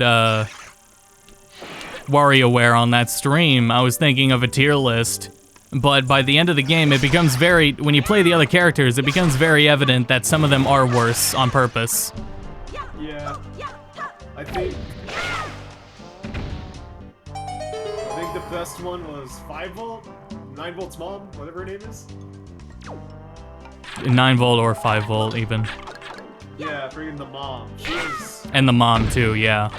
She breaks so many games because of how good she is. Oh, that's true too. She is a very not even easy to pick up, but she can break a lot of games, yeah. Hold on, what am I doing? Just open the chest. Dude, A bottle! We can fight Phantom Ganon! Nice. Freaking, I also recently learned that Penny also can break the game just because she has water. So she could complete a bunch of the micro games exclusively to her. That's funny. Like, what was one of them? Like, you know the micro game where it's like, to get the steam out of the way from the person's, glasses? I mean, I could visualize that. Yeah, usually they're like staring at like a bowl of hot soup or coffee and you have to push it away so that their glasses don't fall. Yeah. Yeah, most characters, yeah, you push that shit, Penny, you can literally just douse the inside of it with water. Because you're cooling it off. That's really clever. Any of the micro games that involves water, Penny can kind of just break. Because she has it automatically. That's great. But yeah, to my point, I wouldn't care if you pirated WarioWare to play it multiplayer and play it on emulator. Like I am envious if you've played Metroid Dread through Yuzu and got to play it. Same thing with Breath of the Wild. If you played Breath of the Wild at 60 FPS on emulator, I want to fucking do that. I think I got it sorta set up. I don't remember where I left off on it, but I'm really waiting until I'm like really itching to play Breath of the Wild again, and then I'll do it. Because they've broken Breath of the Wild wide open. Breath of the Wild on PC can be ultra wide, it can be 60, it can be up beyond 60 FPS. It's insane. I demand that we replace all the Bokoblin enemies with Mario's head. They could probably absolutely do that. You may have to be the change you want to see, but it's possible. Yeah. I don't want to do that. Better yet, I want to see the freaking horse bike be Wario's bike. Give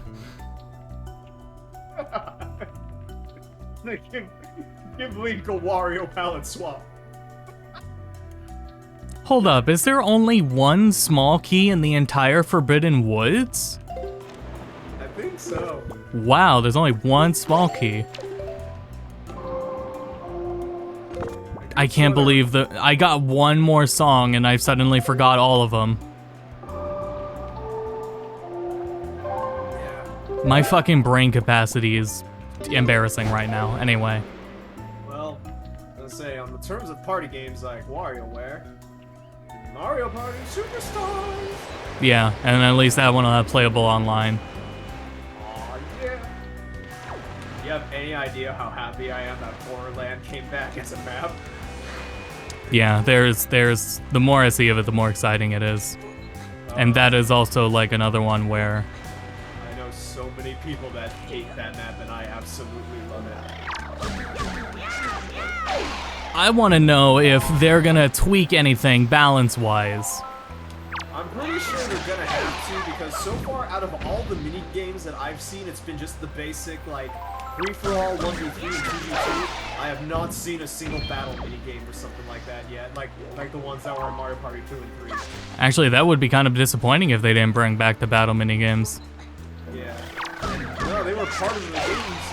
Yeah. Special icons too, so getting rid of those would mean having to change those icons, which would mean having to change the balance out on the board a bit.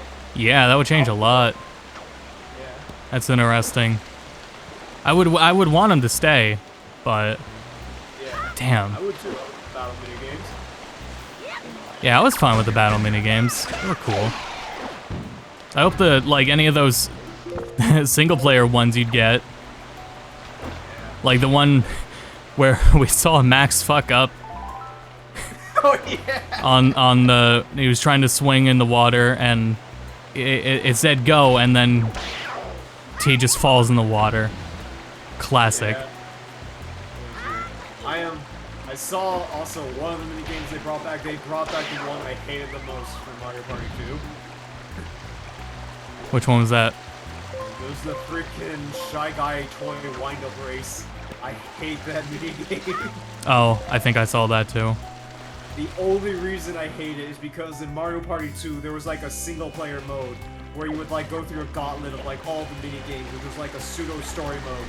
And I played it on the hardest difficulty, and I could not for the life of me beat the damn CPU at that minigame. Jesus.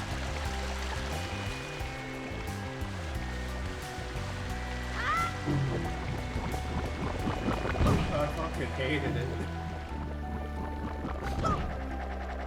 We're gonna keep with the theme of tonight and just mosey on over to more dungeons.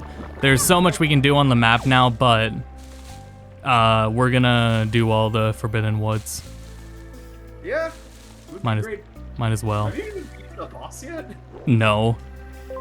This is the first dungeon where we can complete it all the way now. Hooray. Though apparently we can also complete Tower of the... Wait. Yes, we can... No. I think that's Forsaken Fortress. Actually, wait, now that I think about it, did you do the hidden, like, area that was on Onset? Which part of it? There's a couple hidden areas. It was, like, the one, like, towards the cliffside on the east end, with underneath the rock. Like, in the back? Was it in the back? Where there was a tornado, or the whirlpool, and you had to blow up the wall with rocks? No, not that one. It was on the island itself. It was like on a cliffside, and I think you had to like lift up a rock. Oh, that is a combat dungeon, which is in one of the categories you could turn off, and we turned that off. Oh, okay. Because I didn't have a sword, so I was afraid of doing the combat dungeons. Or those combat labyrinths, really. Caves, they're called combat caves. Fair. That is fair. There's combat caves, and then there is, puzzle caves, and you can turn either or off. We have puzzle caves are on, but combat caves are off. This is the wrong way. Whoopsie. I mean, technically, we don't even have to go this way in the first place, but we're here, so. The Japanese website shows all the minigames in it. But does it? So is there anything about battle games on it? Yeah, are there 1v1 games? That'd be really unfortunate.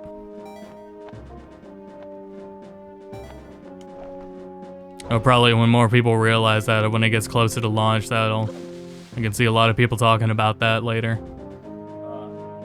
That kind of blows. I know a lot of my personal favorites come back, but I think I know for sure one of my one minigame that I really like is not coming back, and it makes me kind of sad. It was like it was one of those minigames where it was like free for all, but technically everyone could win. But the idea was basically like an Indiana Jones obstacle course. You're all just running from the boulder. Oh yes, yeah. I don't think that one's coming back, which makes me sad. I'm not sure. I don't remember if I've seen that. I've seen the one where it's 1v3 and I don't remember if it was rocks they were throwing down the hill, but you have to run up while the one player's throwing rocks or something. Yeah, that one's came back. That was like one of the first ones they showed off. Yeah. Yeah, the one I'm talking about is, yeah, you just run towards the camera, pray to God someone doesn't stumble you, and you get crushed by the boulder behind you. Don't think there are any battle or duel minigames. That's really a shame. Okay, they're gonna have to rework some of those Mario Party 2 maps then. Yeah, that's gonna cause rebalancing of that stuff too. Yeah. But that's what I would be afraid of anyway. I mean, those maps kind of sucked anyway. So I went way too late. I don't care what you say. I love Horrorland.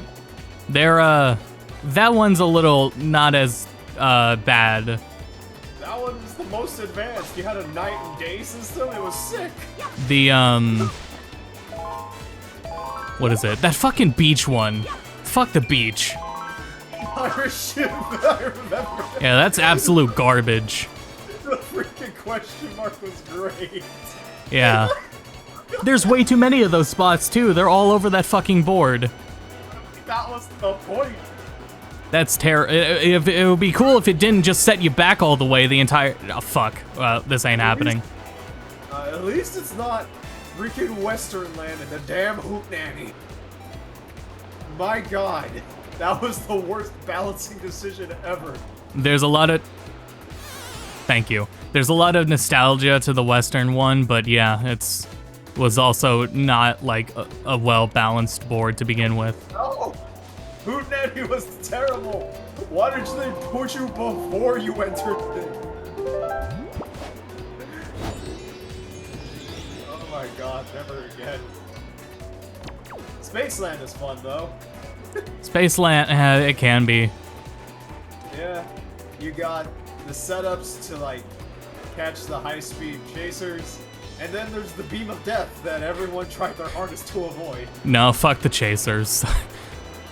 Fuck that and the snowball shit. But I mean, at least you could dodge the snowball. You can't do anything about the cops. Yeah, that's why you had to set up the patrol. There is at least one duel minigame. Wow, which one was it? Which one have you seen?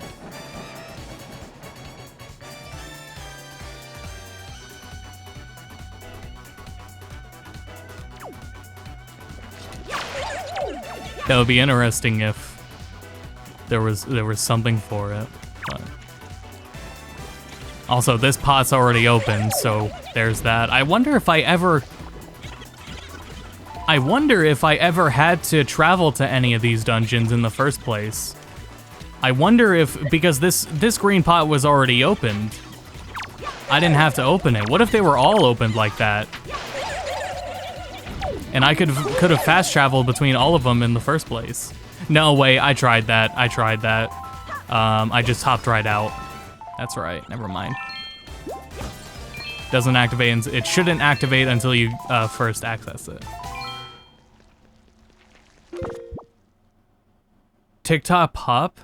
That was a dueling one? TikTok Pop. TikTok Hop. Was it a dueling minigame? I don't recall this one. Yeah, I don't remember. I remember from Mario Party 2, the dual minigames were the like the cauldron brewing from Horrorland, the swashbuckling sword duel from Pirates. Yeah.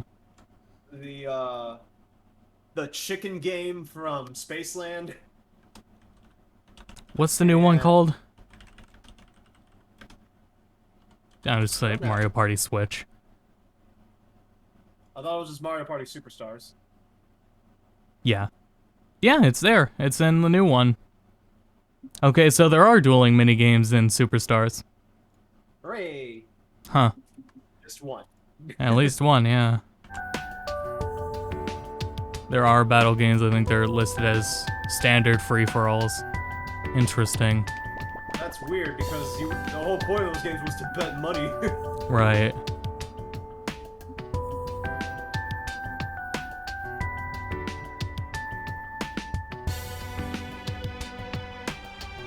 Sorry, I'm just reorganizing windows here. Okay.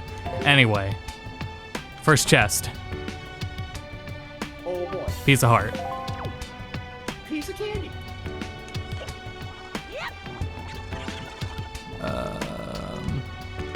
There was nothing we could do with that. With this lad right here. I think he's just here. Pretty sure. Hold on, this song's a little loud. I'll turn it down a smidge.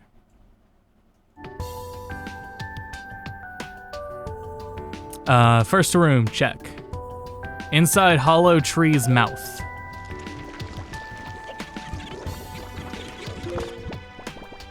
You're supposed to use the boomerang on these lads, right? I think so. I mean, we can use whatever, but intended way, because you get the boomerang in the. Oh no, that's what you're supposed to throw the seed at. Right, but we had the boomerang, so we don't got to do any of that. Cool. Okay, down there. That's the next one.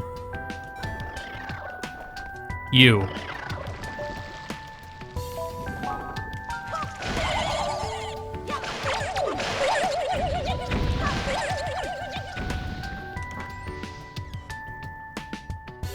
Silver rupee.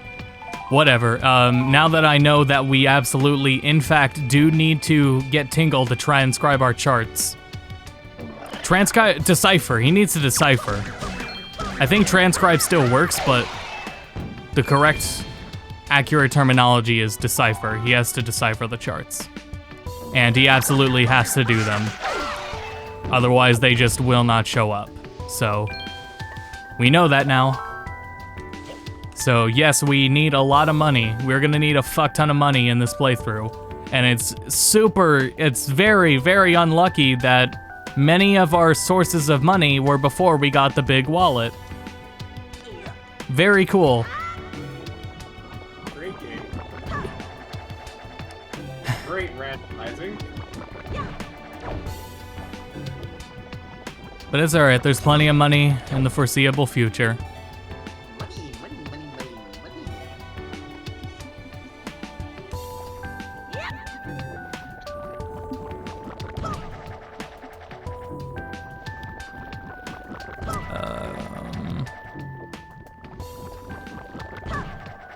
I mean, oh, here we go, this works. Okay. Hold on, wait, inside Hollow Tree's mouth, yes. Climb to top using Boko Baba bulbs. Okay.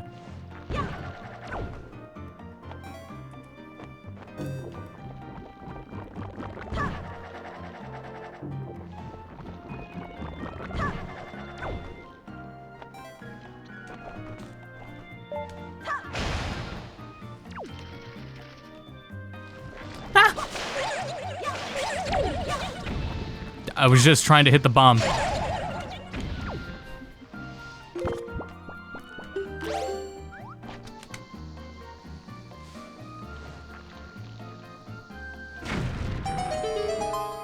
Cool, cool. Yep, we gotta go higher.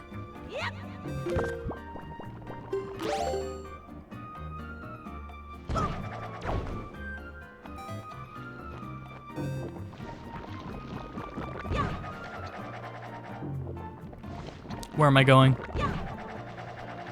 I guess over there.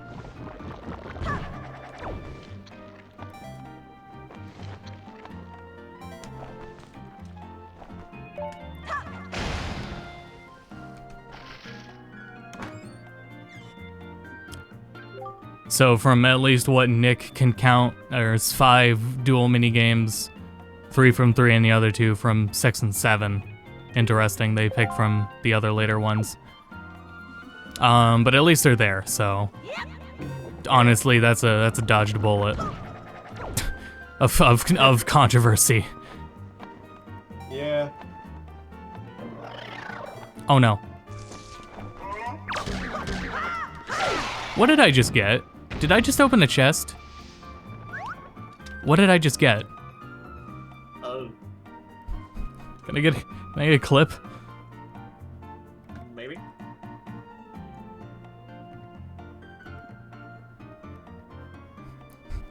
Oh my god, an ad.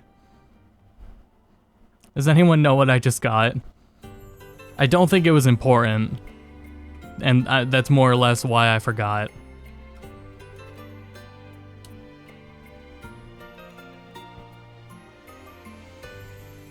A couple of puzzle games too.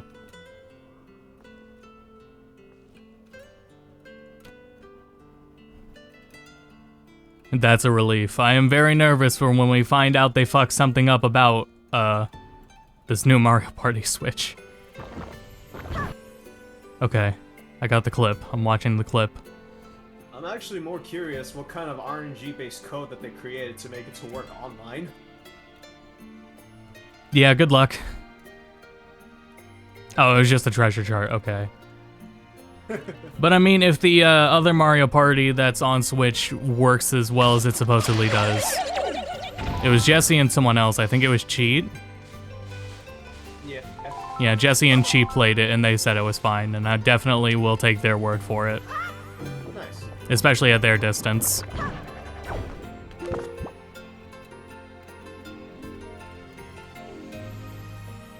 Will it have rollback netcode? Roll back the dice. Yeah, because if anyone knows, for over the last 2 decades of trying to play a Mario Party game over netplay and an emulator, it will desync at the dice rolls. And I do not think there has been any other solution to that besides Parsec. There has been, but those solutions I have no knowledge of. I have never read anything on how Melee netplay works either. Because there's definitely still RNG involved in Smash. Part of it is eliminating all those factors, which is why the netplay builds of any of the Smash games go right to character select. That's not just a convenience thing, that's also getting rid of any other, like, anything of interference. You need to limit the amount of you need to have as many controllable variables as possible and eliminate RNG with that kind of net play. Anyway, hole in tree. Hole in tree, hole in tree, hole in tree. I guess that's over down here.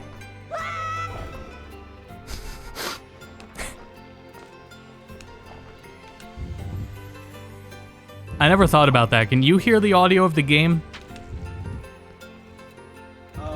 I have my... No, I cannot. Okay. I never thought of that until Link screaming just now. I didn't think of that, because I streamed the OBS preview instead of the game so you'd see the layout. But I never thought about that till now. Next time I'll just do Dolphin Window, because then you don't get the sound. I never thought about that till now. If you want to see the layout, you can just look at the stream! Ah! And back up we go.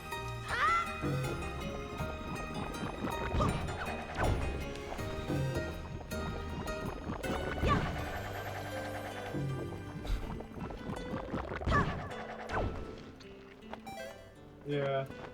I didn't get to talk about that while we were playing Melty, but that netcode is also fucking phenomenal. A little rough around the edges sometimes. I don't know what was going on with Rin. Just me and Rin. Her to Jessie was fine somehow. Like, that still had the slowdown, but that didn't have the rollback. And when I played her, it had both the slowdown and the rollback. The slowdown was her laptop. The rollback, I don't know. I have no answer to that. I don't know. I thought it was great. See that crap? It's like crap denied.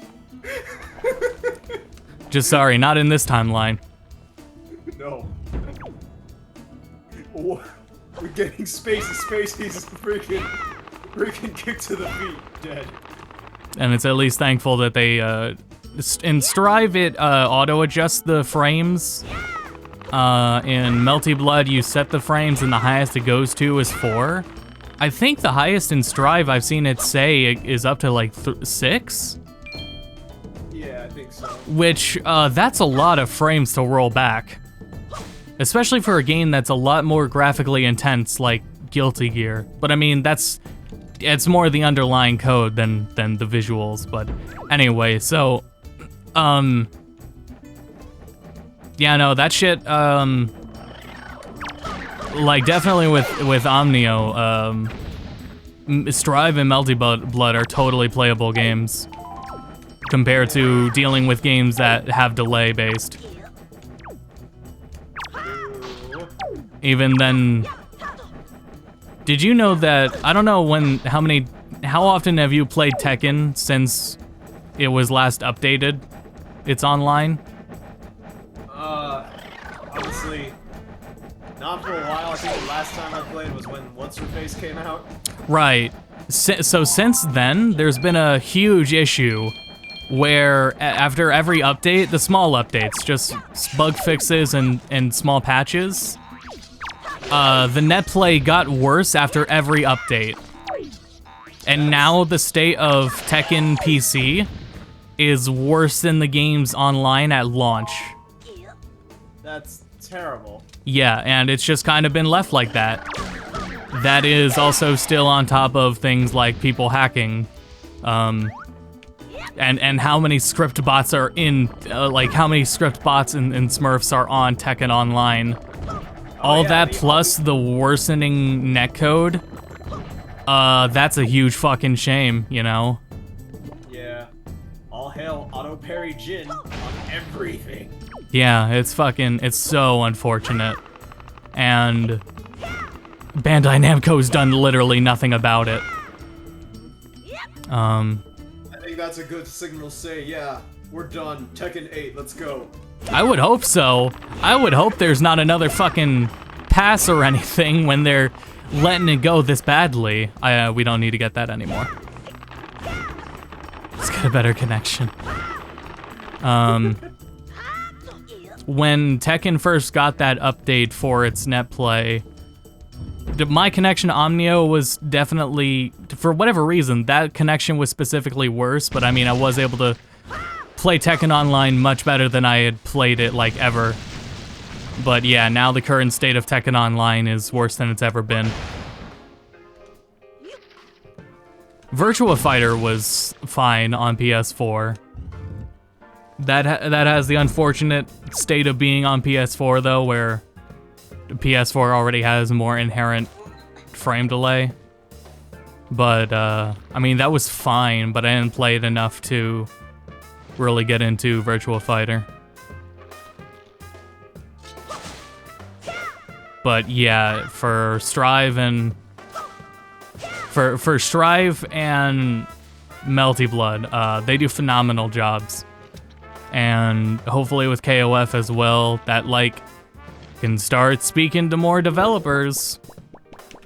Because I think the problem I think now at this point, the reason Harada is, even with Sakurai too, with what he said about rollback, I think they're not capable of making it work well in the first place. They can't get the predictions to be accurate enough where, in Guilty Gear, you hardly, like, the number of matches I've had actually physically, visibly roll back has been, you can count that on one hand. They're in a situation like Street Fighter. Street Fighter is terrible. Its rollback implementation is terrible. Not only do I think that Street Fighter has set an unfortunate precedent for what rollback is to them, but they for some reason can't seem to do better than that. And to be fair, if they can't make good rollback, I'm not gonna play their online anyway, you know? If they're not gonna do rollback because they can't do it right, then that's okay, I just won't play it anyway. If KOF 15 didn't have rollback, I would not buy it. 100%. Well, it does, so we can be thankful for that. Yep. Absolutely. For KOF in general, too. KOF is such a... I think KOF is a harder execution, is a really hard execution-based game. Oh, it is stupid hard. I think it's harder than Street Fighter. I feel that there's a lot of... I hear a lot of KOF people don't want to, like, have that be KOF's legacy, is that it's really hard to off-put people. I would never off-put anyone to KOF. You should try it. In my experience, that shit's hard. KOF 14 was unplayable with its net play. I think anything with delay base now, anything where, as someone whose primary fighting game experience has been Vine Maze left chest. Shit, I think I got 2 more chests and wasn't paying attention. I'll just keep going through the dungeon. I obviously didn't get anything important, otherwise I would have noticed by now, but for someone whose primary focus has been online, even prior to pandemic, what you do in training mode is really really hard to get to transfer into actual match, and that's not even an internet thing, but it is exacerbated. The issue is exacerbated by delay-based netcode. But when you go from training to actual match, there is always a natural learning curve to it. Or there is a natural, like, it's a process. It is always a process. That never changes. But delay base makes it harder because muscle memory does not transfer at all. And that's what's helped me so much in Strive, in executing in Melty as well, is muscle memory transfers between training and an actual match because they play the same. That's why I liked Tekken. Tekken has a setting in training to add frame delay to training mode. That's the setting where muscle memory was then able to transfer from training mode to actual match. There is a natural curve to it, but muscle memory is muscle memory. And especially in more execution-heavy games. Like, I wish Smash had that, but I mean, Smash is its own thing. And Smash gets a pass anyway, just for being Smash and being so much fun with friends anyways. Yeah. So, I have to literally give Smash a pass because it is Smash. I would not play any other game in delay-based like Smash. But most certainly, I would never get into Smash competitively online. Don't do it. Very miserable experience. Bless anyone who does. Oh, we forgot a chest down here.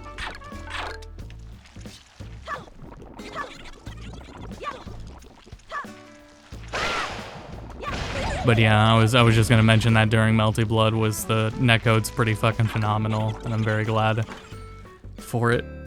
For a studio like French Bread, they director of Melty, or director of Uni, said they were looking at GGPO. I think his message, like his like acknowledgement of it was one of the first things that led to it being translated to Japanese. It's not GGPO, but I'm pretty sure, you know, they looked at it. And I mean, from there, for considering French Bread, the size of French Bread Studio, and them just making their own rollback as that small studio, that really says something, and I'm very happy with it. You can kind of tell depending on the kind of matches you play, but they did a phenomenal job. Yep. Before we drop down there, let's open this door. Open the door. This is it. This is the one locked small key door in this entire dungeon. I hope everyone enjoyed that door opening. Hooray! Do it again. We can't. Damn. On the final door, we can. Oh. That's something to look forward to. We do have the boss key. We have two boss keys. We have the boss key for here and for Tower of the Gods. Those are the only two boss keys we have.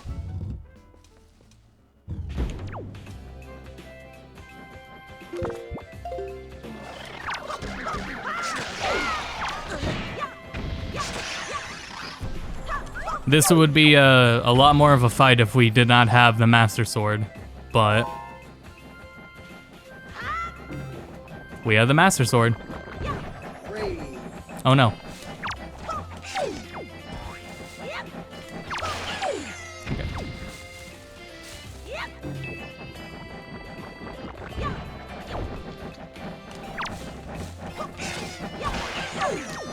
Hold up. Okay, hold up, folks.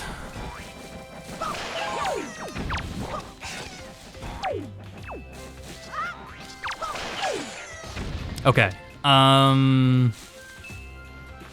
door here. I think this is mini boss. Mini and this is where you're supposed to get the boomerang. Hello, moth.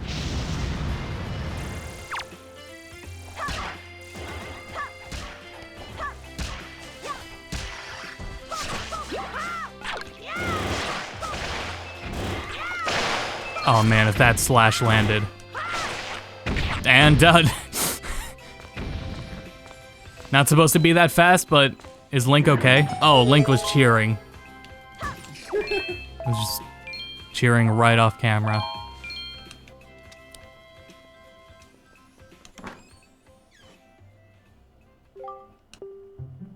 You hear they got they're getting rollback set up with Dreamcast emulation. Nice. So that's a whole bunch of arcade games like MVC2. They've even got it in the beta of Fightcade. So Fightcade's gonna have support for MVC2 in any Dreamcast fighting game like Soul Calibur. Hooray! Those will have rollback support eventually, which is fucking awesome. Because those are Dreamcast ports are very excellent ports of those games. Not perfect, but absolutely, I believe if you wanted to play, because Dreamcast is arcade hardware, which is why, but if you wanted to play more arcade accurate, versions of those games, Dreamcast is where you look. I know Third Strike is, I think a different case, but I mean, there are differences in Third Strike, rather.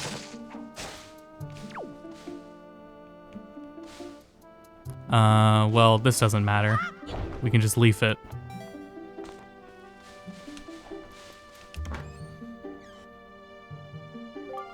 Fill up coupon?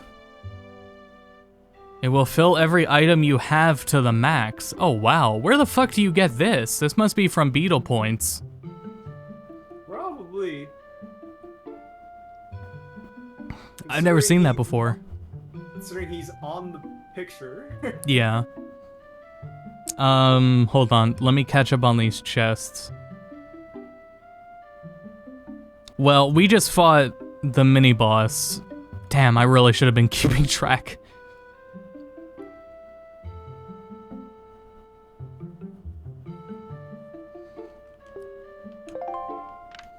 I really fucked up by not keeping track. Because we have to, oh yeah, we already knocked that thing down. And we already... I don't think we have a map, but we have been in... It looks like we've been in about every room. We just have to... Actually, no, we wouldn't see, this if we didn't have the map. We don't have the compass, though. We absolutely don't have the compass.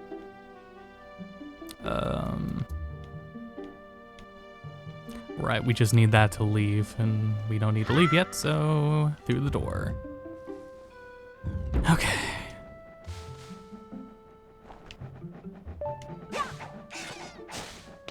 Anyone know what Zelda game that theme was from? Any guesses? CDI.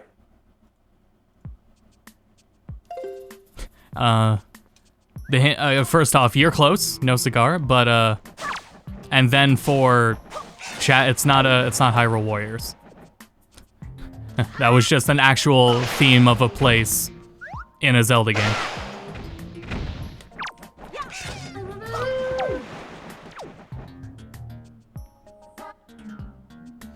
It's very rude of me to ask that after the song has ended, but...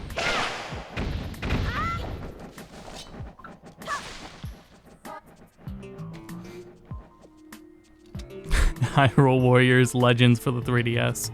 No. In terms of chronology, like in real world release time, you were closer than Omnio, though.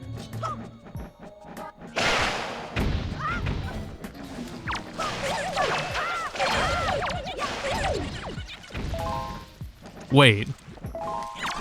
Oh, fuck. Maybe you weren't. Oh, Jesus Christ.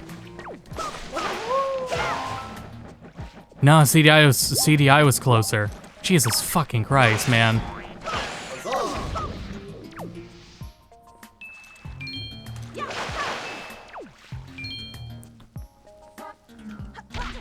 Let me check. And then cry.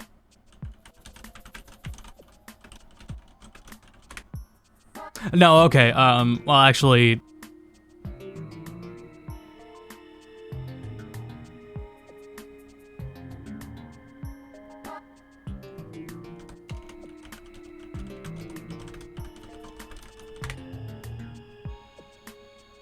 Okay, yeah, you Hyrule Warriors Legends was very close. Link's crossbow training, close enough. It was Twilight Princess, so... Yeah, literally close enough.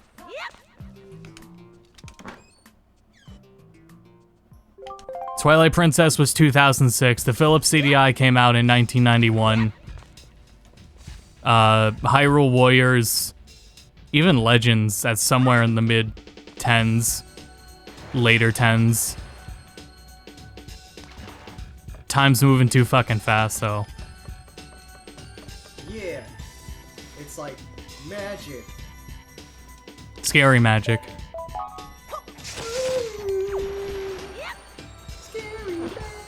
That was close. I can burn this down. Wait, I wonder, are you allowed to burn this down? Because normally you just use bombs. Huh, you can, that's awesome. That's awesome. That's really cool. No reason to be able to circumvent puzzles like that, but you can. Good shot, Link. Now don't fall.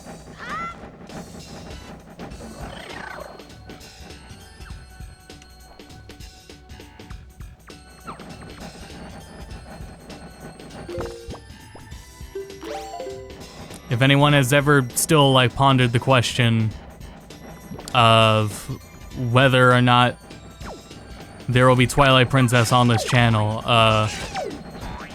I thought about it the last time I was trying to play Twilight Princess. I really don't like Twilight Princess. Not only am I not going to play it, I don't think you'd want to see me play it either way.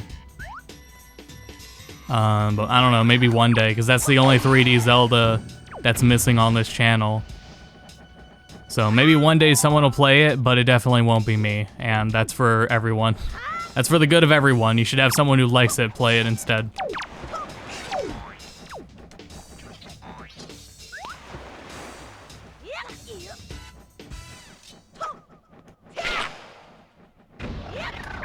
Ah! Play Link's crossbow training instead. That's tempting. I wonder if they could, what is it, for Metroid Prime keyboard and mouse? Just retool that for Link's crossbow training too. That'd be really funny. But Link's crossbow training would, I mean, you could still do that with the Wiimote. I did it with the Wiimote. I bought the, fucking zapper. Oh, bits. Twitch plays Zelda games. Thank you for playing Zelda. Absolutely. I'll keep at it. Glad you weren't here for me talking. I didn't even say anything about Twilight Princess. I just said someone else who likes it should play it. Huh.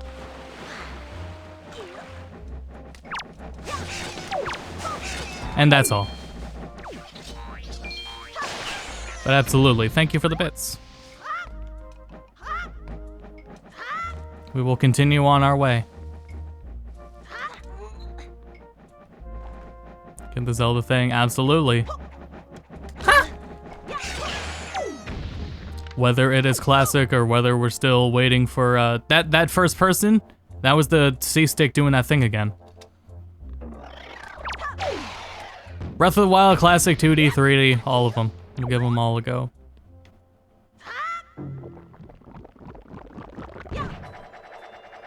Here we go.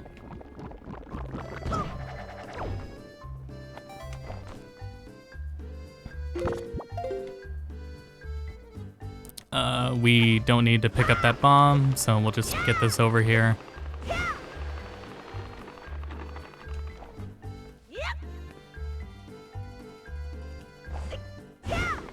A Wii Zapper, the game store that hosts Smash locals. I never pulled the trigger on buying it. Yeah, I think it was sold in a bundle. I'm pretty sure, cause I'm pretty sure that's how you got Link's crossbow training, right? Is it was in a bundle with the Wii Zapper. 100% that's why I have it, because I mean I had both, so it must have been the bundle.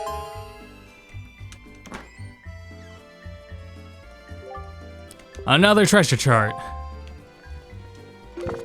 Just another check to make sure I didn't miss anything important. No, okay, we're good. It was a zapper and crossbow training, yeah. And I used that zapper to play Link's crossbow training, Metroid Prime 3, which really didn't work because there was too much motion in Prime 3 to do that anyway. Prime Trilogy a little bit. And then that FPS from High Voltage. Conduit, I'm pretty sure that was the name of it. It had multiplayer, and I played that online multiplayer. And honestly, it wasn't bad. Got a lot of, honestly, at that time, you know when you joke like someone who's only played Persona, and they'll compare everything to Persona. At that point, in terms of console shooter, the only thing I have to compare it to is Halo. I had a lot of like fun Halo vibes from playing Conduit multiplayer. Not like that's the only console FPS no, that is the only console FPS multiplayer I really played. Because the rest of them I played on PC. We're done in this room, right? Yeah, we are. Let's get out.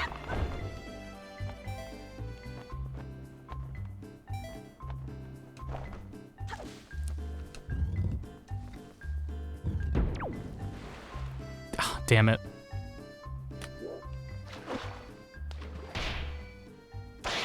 Get fucked. Anyway.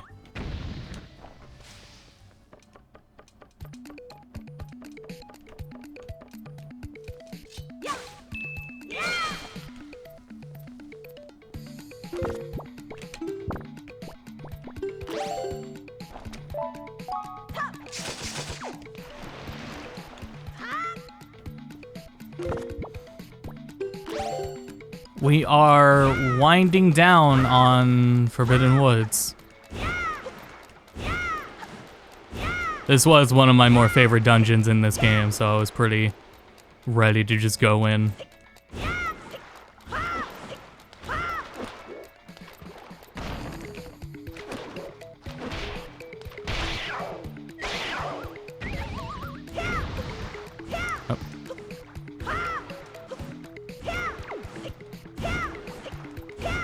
Forsaken Fortress is also fine. It would be a little harder to... Not... Another thing, it would be harder for me to rank the dungeons in this game, and I bet my list would change every year.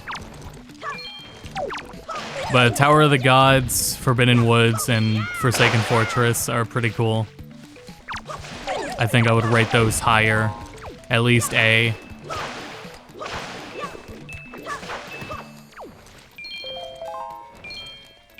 Good news, everyone. We can afford one more chart.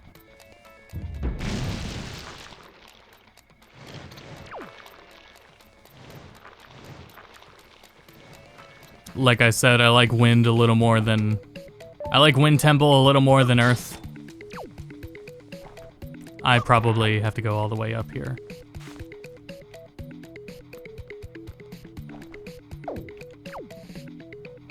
Fuck Ganon, though.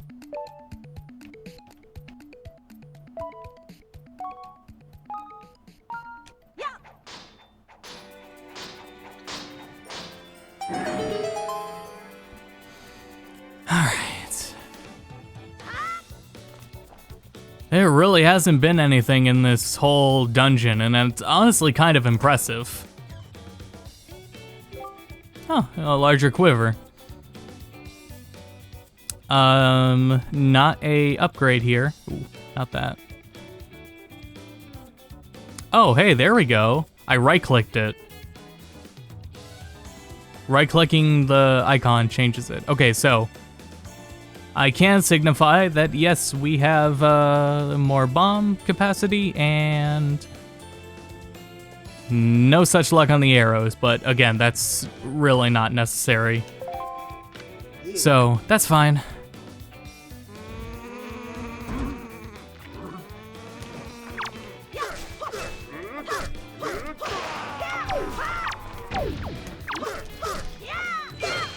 This boss is gonna be fun. I really liked how the turn of this whole playthrough was how scary it would be without the sword, and now at this point, we haven't even fought any bosses prior to the sword. And now we're gonna fight these first 3 dungeon bosses with the Master Sword. I'm very much gonna enjoy that.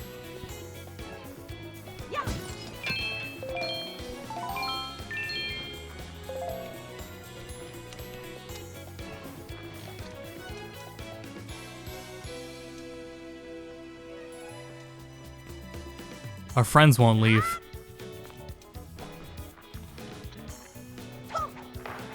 Oh, it's probably just Lakire. Excuse me? Hold on.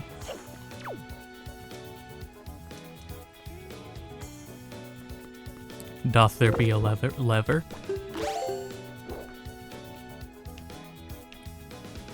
Yeah, the sword. It was more finding the Master Sword. But yeah, once you just find the sword, it even if it's not powered up.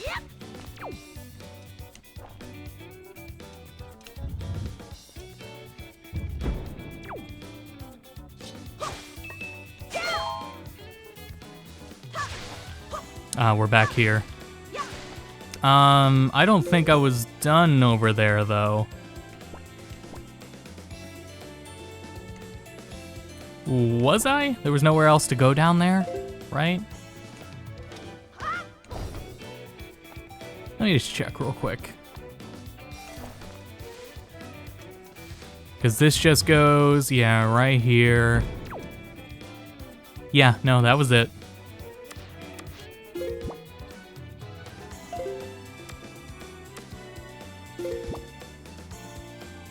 Yes, okay. Alright, where the hell's the boss, though?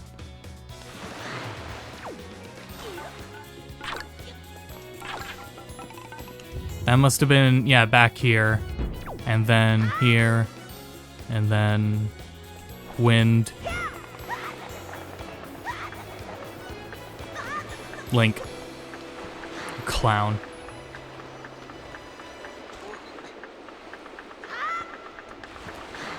Hey, you really gotta go from the leaf. Alright, never mind.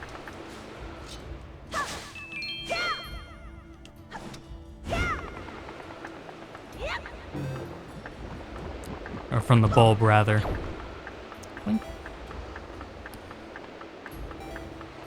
Probably that way.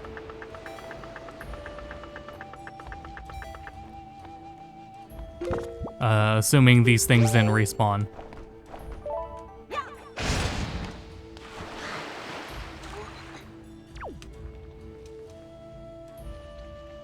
Oh. Sorry, Nick, I missed that a while ago. What job did you make Adachi when you played like a dragon? I don't remember. The Forcer not being able to get a better weapon kinda sucks. I didn't really use Adachi, that's the thing. Is once I got the other party members, I rarely used Adachi. And anything I used from him would have been his AoE tackle, where he charges at him. Whichever job had that move is really the only one I really used with him before just not using him at all.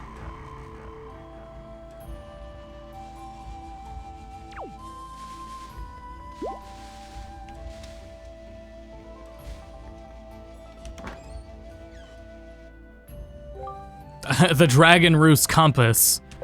Great. Anyway.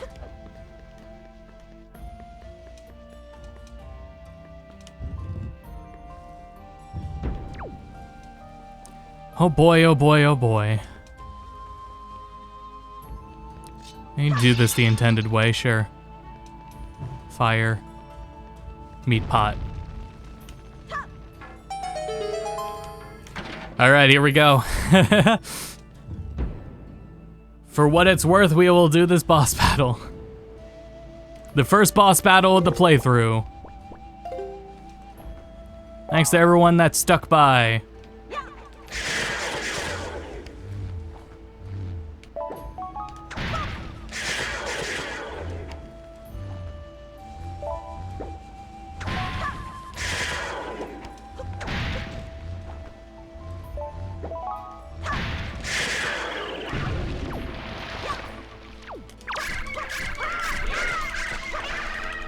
And that's it. One phase. Awesome. Hey.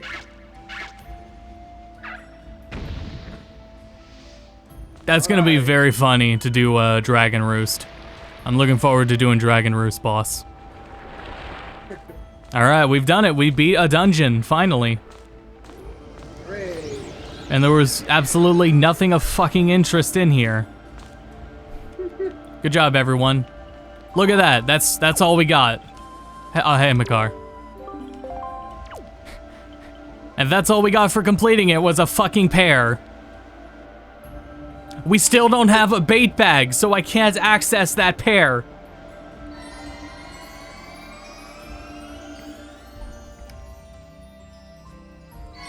But if anybody can guess when we find the bait bag, how many pears we will have in it, you won't win anything, but it will be really cool if you got the guess right. You know? And that's that on that. We have a bottle, so... Actually, no, we don't want a potion. We want to get a fairy.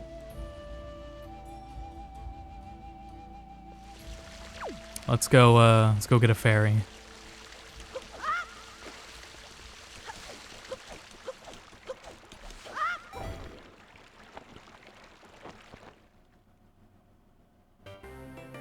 This whole dungeon only got was a stupid pear. I can't even fucking use it.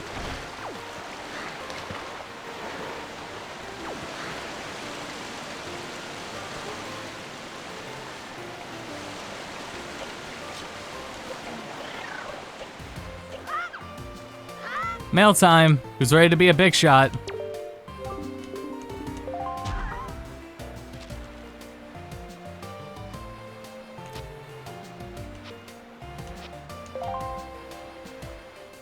Orca can write?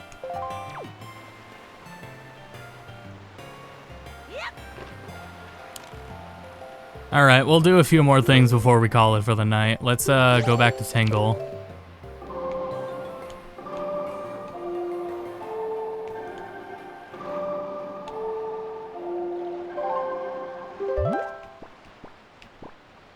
After Tingle, we'll get a fairy.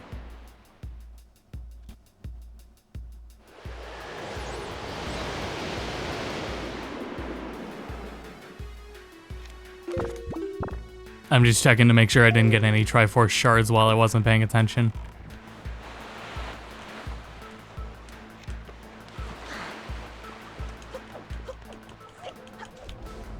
You know, speaking of game preservation that we talked about early in the stream, it really fucking blows that in Wind Waker HD, you're not gonna see the Tingle bottles. That was such an awesome feature. The Tingle bottles in Wind Waker HD. What a fucking shame, man. Yeah. Alright. We got one more chart.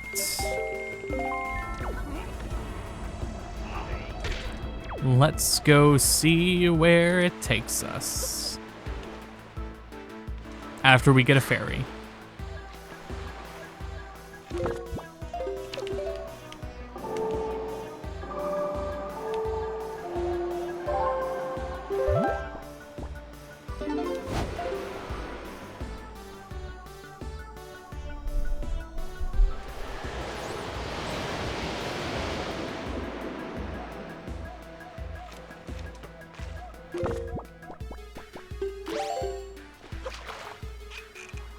Whoops.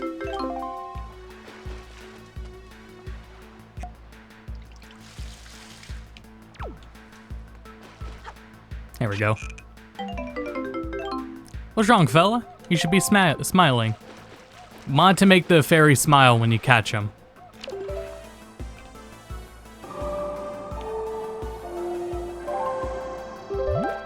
Alright, oh, I didn't even look at the chart. Change this before I fuck it up. Charts, 2.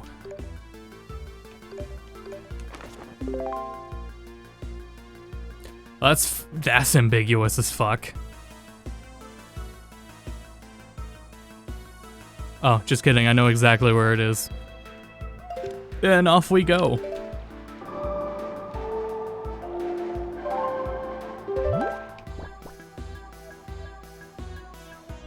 Yeah, this is the closest. Go southeast of here.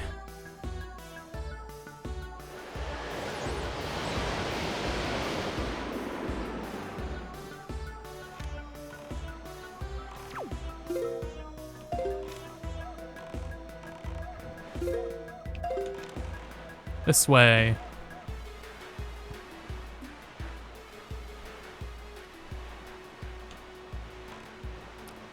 What will our reward be? Will it be the bait bag? Will it be the delivery bag? Will it be the Game Boy? Will it be the telescope? Will it be another bottle? Will it be the great ghost chart map?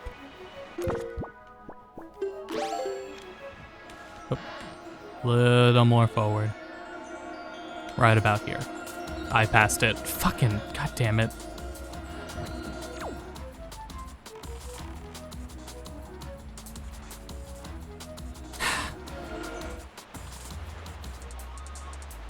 Hope it's more bait. More rupees. Rupees, bait.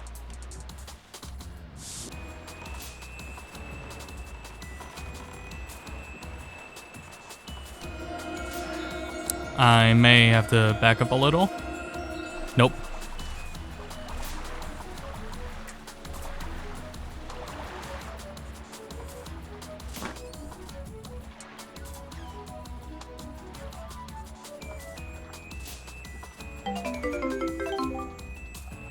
Red Rupee! Alright, thanks everyone for tuning in.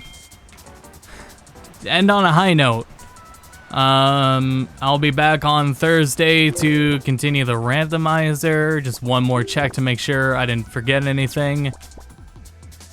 Yep, this is correct.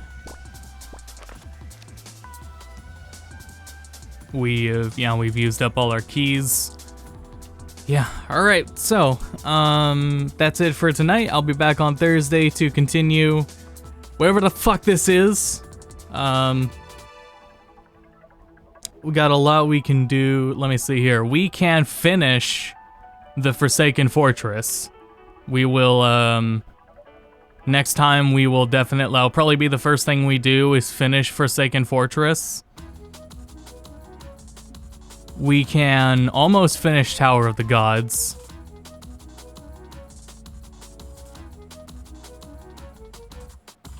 I'm just taking a look. There is a lot I can do in the Wind Temple, so I'm thinking next time Forsaken Fortress and Wind Temple will be primarily what we do next stream. So, yeah, thanks everyone for tuning in. Good times were had all around. I'm gonna save before I fuck something up. Okay. Alright, and we'll be back on Thursday. Pop will be live tomorrow, then Rave on Tuesday, then Cal on Wednesday. Not sure about Friday yet, and then stay tuned for Halloween. Gmod at the end of the night, or end of the month. Gmod's at the end of the month. Start reinstalling Gmod in all the source games right now, so that you have them for later. But yeah, that's all. Thanks everyone for tuning in, and until next time, go to bed.